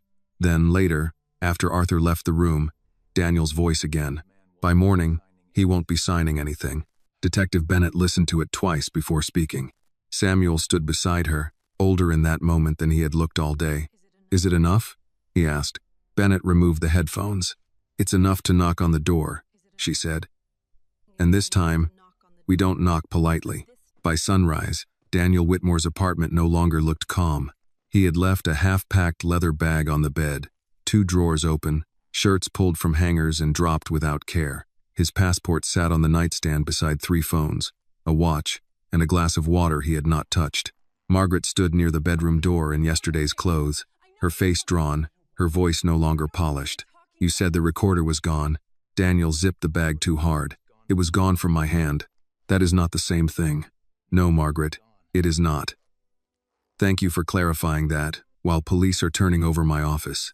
She stepped into the room. "Don't speak to me like I did this alone." He looked up. That stopped her, but only for a second. "I was in the room," she said. "I heard arguments. I heard anger. I did not agree to murder." Daniel laughed once, short and ugly. "You agreed to inheritance." People like to pretend those are separate subjects until the body gets inconvenient. Margaret's hand rose, then fell. "Arthur was going to give away everything our father built. Arthur built most of it. He was going to give it to strangers." Daniel shoved a stack of cash into the bag. "Scholarships, clinics, poor children with good essays. Yes, tragic." Margaret stared at him. "You sound like a monster." "No," he said, closing the bag. "I sound like the only person in this family willing to say that money has owners." His phone rang. He snatched it up, saw the number, and answered. His attorney spoke for less than 30 seconds. Daniel did not interrupt. Margaret watched his face lose color in small stages. When he ended the call, he put the phone down carefully. "What?" she asked. The audio survived. Margaret sat on the edge of the bed as if her knees had stopped being hers. "How much?" "Enough." Outside, in the hallway, there was a knock. Not loud, not hurried. 3 firm strikes. Daniel and Margaret looked at each other. Another knock came, followed by Detective Bennett's voice. "Daniel Whitmore, Chicago Police Department." "Open the door." Daniel moved toward the side table. Margaret grabbed his arm. "Don't be stupid." He pulled away. "I'm getting my phone. You have 3 phones in this room." Bennett's voice came again. "We have a warrant. This door is not going to win." Daniel stood still, breathing through his nose, the bag at his feet. In that moment, he did not look like a nephew, an executive, or a man who had grown up hearing his last name open every door. He looked like someone discovering that locks worked both ways. He opened the door. Bennett stood there with 2 officers and a folded warrant in her hand. Samuel Reed was not with them. Arthur was not with them. Daniel had expected one of them, maybe both, as if his downfall required an audience he could impress. Bennett did not give him that. "Daniel Whitmore," she said. "You're under arrest for solicitation, witness intimidation, conspiracy, and attempted murder. Other charges may follow." Margaret made a sound behind him. Daniel looked at Bennett. "This is a mistake." "It usually is. My attorney is on the way. He can meet you downtown." One officer turned Daniel gently but firmly toward the wall. When the cuffs clicked around his wrists, his face tightened, not from pain but humiliation. He looked back once at Margaret. "Say nothing," he told her. Bennett looked at Margaret. "That's the first useful advice he's given today." Margaret sat very still. As Daniel was taken down the hallway, a neighbor opened a door 3 inches, then another. People who had never once seen Daniel carry his own groceries now watched him walk past in handcuffs. He kept his head straight, but the red had risen up his neck. In the elevator, he finally spoke. "You think Arthur will thank you?" Bennett looked ahead. "I don't arrest people for gratitude. He'll use you like everyone else. Maybe. But you used poison. So today you're more interesting." Daniel leaned closer. "That girl is nothing. You understand that? Nothing. A scared little waitress who got lucky in an alley." Bennett turned then, slowly. "No. She's the reason your uncle is alive to testify. That makes her very much something." The elevator doors opened to the lobby. Cameras were already outside. Local reporters gathered behind the glass, tipped off by police activity around a Whitmore residence. Bennett's jaw tightened. She had not wanted Annie's name in this storm. Not yet. Daniel saw the reporters and straightened as much as the cuffs allowed. Even in disgrace, instinct told him to perform. Bennett leaned closer before the officers moved him forward. "One more thing," she said. "If you or anyone connected to you mentions Annie Carter's name to the press, I will make sure every bail argument includes witness tampering concerns in language even your expensive friends can understand. Daniel's smile did not survive that. At the hospital, Arthur watched the arrest on television without sound. The news helicopter angle was poor, but he knew Daniel's coat, knew the set of his shoulders, knew the face he wore when anger had to pretend it was dignity. Samuel stood beside the bed with the remote in his hand. Dr. Patel had allowed the television only after making Arthur promise not to shout, stand, or attempt to hold a press conference from the cardiac floor.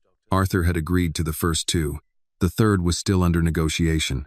"He is arrested," Samuel said. "Yes." "You do not sound relieved." Arthur watched Daniel disappear into the back of a police car. "I keep thinking of his father." Samuel lowered the remote. "Your brother? He asked me to look after him before he died. I thought I did. Schools, work, board access, money. You gave him doors," Samuel said. "He chose which rooms to enter." Arthur turned away from the screen. "That sounds like something decent people say when they want grief to fit in a drawer. It rarely does." Dr. Patel entered before Arthur could answer. "I heard you were behaving." "That was exaggerated." The doctor checked the monitor. "Your numbers are better." "Good. I want to leave." "No." Arthur looked at Samuel. "He enjoys that word." Dr. Patel did not look up. "I enjoy patients who survive long enough to complain about me." Samuel's phone buzzed. He read the message and looked at Arthur. "What is it?" Arthur asked. "Detective Bennett says Daniel is in custody. Victor Hale's statement is on record. Ray Collins is cooperating. Marcus Vale was picked up at his sister's house. Margaret has not been charged yet, but she is represented." Arthur nodded. "And Annie?" Samuel read further. "At home with her mother. Bennett sent a patrol unit past the building. Mabel Dawson is bringing dinner." Arthur closed his eyes. Samuel waited. "I want to see her," Arthur said. "You are not leaving." "No. Bring her here." Samuel did not answer right away. Arthur opened his eyes. "What?" "You should ask, not summon." The correction landed, and Arthur let it. Before the alley, he might have argued. Now he heard the difference. "You're right," he said. "Please ask Miss Carter if she would be willing to see me. Here, or wherever she chooses. No press, no family, no obligation." Samuel nodded. "That I can do." Across town, Annie sat at the kitchen table while Mabel unpacked meatloaf, mashed potatoes, green beans, and a peach cobbler still warm enough to fog the plastic lid. Grace looked at the food. "Mabel, this could feed 6 people. Then eat like 6 people. Stress burns calories." Annie was not hungry, but the smell pulled at something human in her. The last 2 days had been sirens, police rooms, wet pavement, and fear. Meatloaf felt like a hand on the shoulder. Mr. Peterson had sent rolls from the bakery. Mr. Alvarez from the corner store had sent oranges and a note that read, "Keep your head up, Mija." Though Annie was not Latina and he knew it, that was how he wrote to every young person he worried about. Grace set plates on the table. "This whole neighborhood knows?" Mabel gave her a look. "Not the details. Enough." "Enough for what?" "Enough to know nobody in this building opens the front door for strangers tonight." Annie looked up. "You told them?" "I informed the relevant elders." Grace almost smiled. "Relevant elders?" "Every building has a government. You know that." For the first time in days, Annie laughed without it breaking. Then Samuel called. Grace answered, put it on speaker, and kept serving food. "Mrs. Carter," Samuel said, "Daniel Whitmore has been arrested." Annie's fork stopped halfway to the plate. Grace closed her eyes. Mabel made the sign of the cross, though she was not consistent about church. Samuel continued. "Mr. Whitmore asked me to ask, not tell, whether Miss Carter would be willing to meet with him. No press, no family, no attorneys, unless you want one present. He said there is no obligation." Grace looked at Annie. Annie looked down at the table, at the meatloaf, at the rolls, at the small army of ordinary care surrounding her. "Is he still in the hospital?" she asked. "Yes." "Is he supposed to be?" Samuel paused. "More than he wishes to be," Mabel muttered. "Men." Annie looked at Grace. "What do you think?" "I think you don't owe him a visit. I also think you may have things you want to say." "I don't know what to say." "Then start with that." Annie took the phone off speaker and held it to her ear. "Mr. Reed?" Yes, Miss Carter. I'll come. But my mother comes with me. Of course. And no cameras. None. And if he tries to give me a check, I'm leaving. On the other end, Samuel was quiet for a second. Then Annie heard the faintest breath of amusement. I will warn him that generosity, if mishandled, may become a medical risk. Annie almost smiled. Thank you. That evening, Samuel drove Annie and Grace to the hospital. The city had cleared after rain, and the streets reflected the last light. Annie wore her best sweater. The dark green one Grace said made her look grown, though Annie did not feel grown. Grace wore a navy dress, and the same firm expression she used at parent-teacher conferences years ago. At the hospital entrance, no reporters waited. Samuel had seen to that. They went up through a side elevator, past 2 security officers, and into a quiet hallway where the floor smelled of flowers someone had sent and coffee someone had forgotten. Arthur's door was partly open. Samuel knocked once. Mr. Whitmore. Miss Carter and Mrs. Carter. Arthur tried to stand. Dr. Patel, seated in the corner with a chart, said, "Do it, and I sedate you emotionally." Arthur stayed seated. Annie stepped inside. For a few seconds, no one spoke.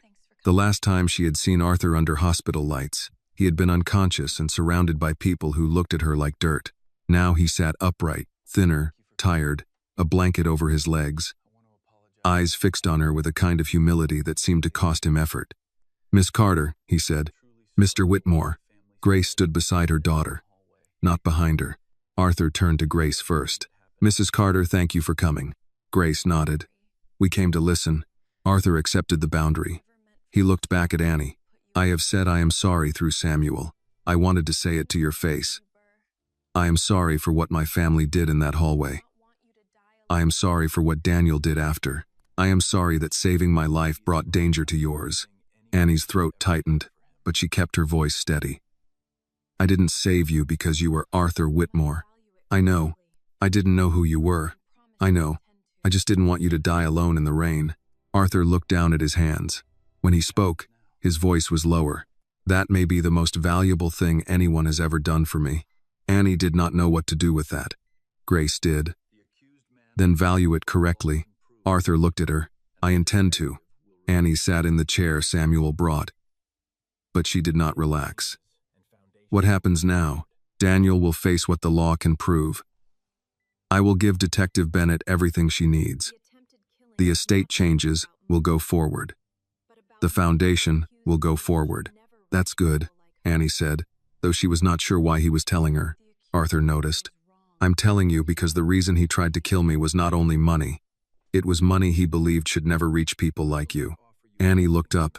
Arthur held her gaze. "He was wrong before he knew your name."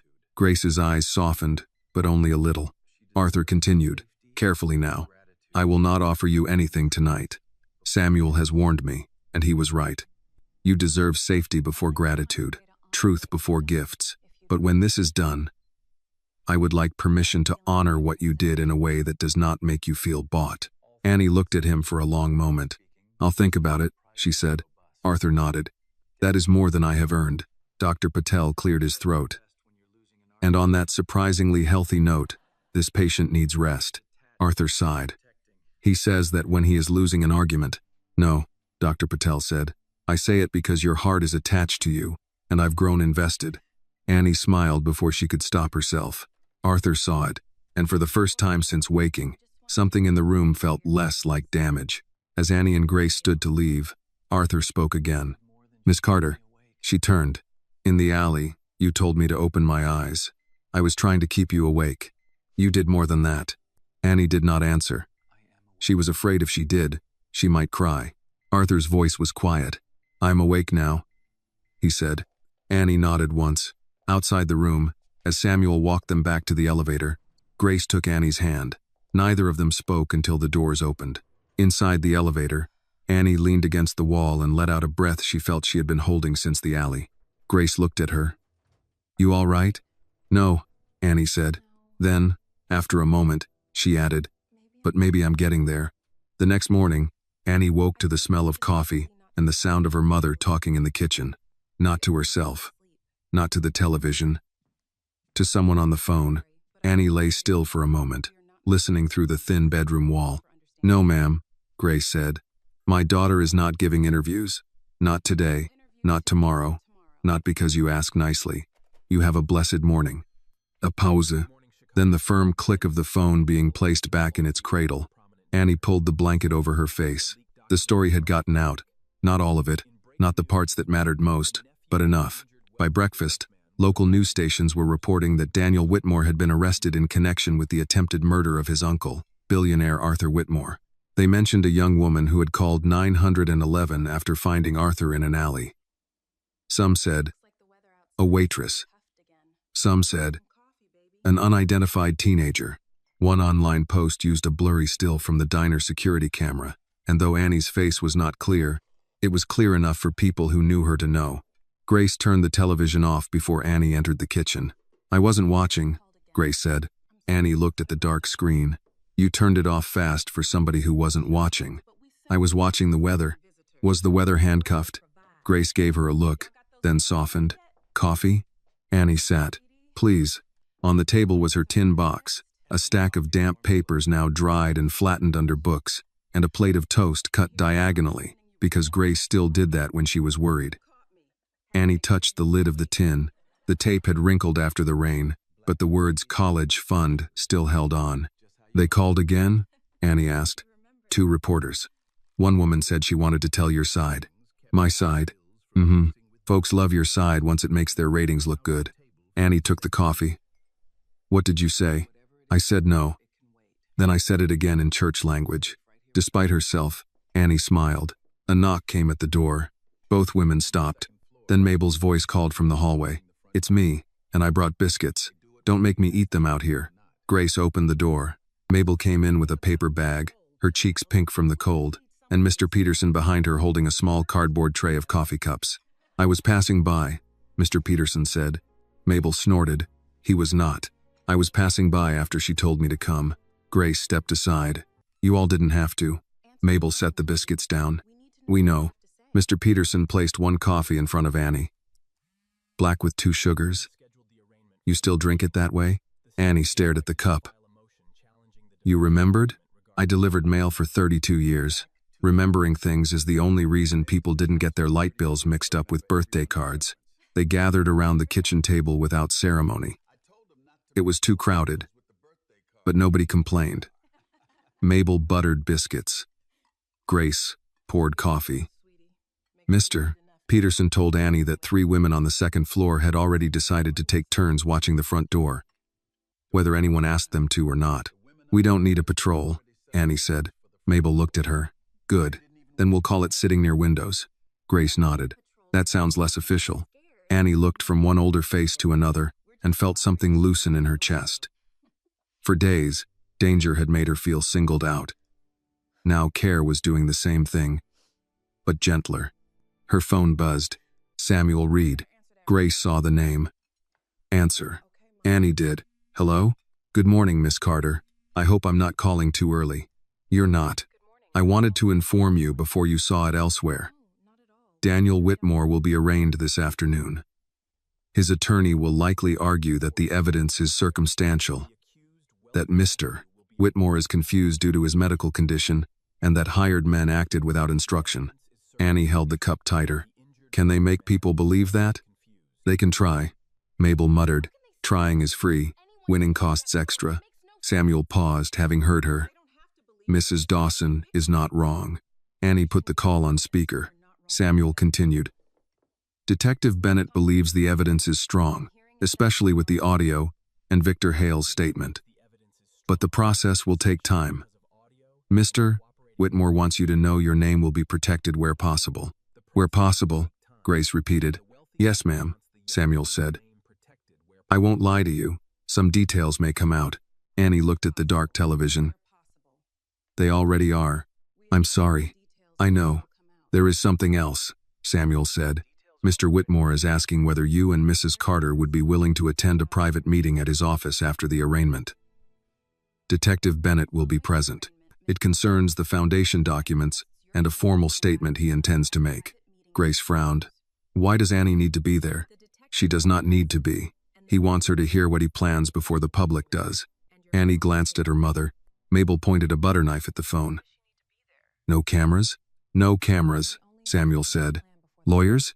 One foundation attorney, Detective Bennett. Myself. Mr. Whitmore. No family. Grace looked at Annie. Your choice. Annie thought of Arthur in the hospital bed saying he would not offer anything yet. She thought of Daniel's voice through other people's threats. She thought of the word foundation, the reason all of this had started before she ever stepped into the alley. I'll go, she said, but if it turns into people talking over me, I'm leaving. Samuel's answer came without hesitation. Understood. That afternoon, Arthur Whitmore watched Daniel's arraignment from a conference room at Whitmore Capitol. Not from the hospital. Dr. Patel had allowed his discharge under conditions so strict, Samuel printed them and placed a copy in Arthur's coat pocket, as if the paper itself could keep him obedient. Arthur looked better in his own clothes, but not well. His face still had a gray undertone. He moved carefully. He hated that everyone noticed.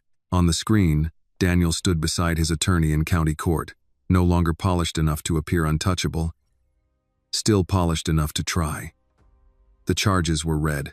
The attorney spoke of confusion, family conflict, an unstable medical event, unreliable hired criminals attempting to reduce their own exposure. Arthur listened without expression. When the prosecutor mentioned witness intimidation involving an 18-year-old who had rendered aid to the victim, Annie looked down at her hands. Grace, seated beside her, whispered, "Breathe." Annie did. Bail was set high, with strict no-contact orders. Daniel was not released that afternoon. Mabel would have called that something. Bennett called it a start. When the screen went dark, the room stayed quiet.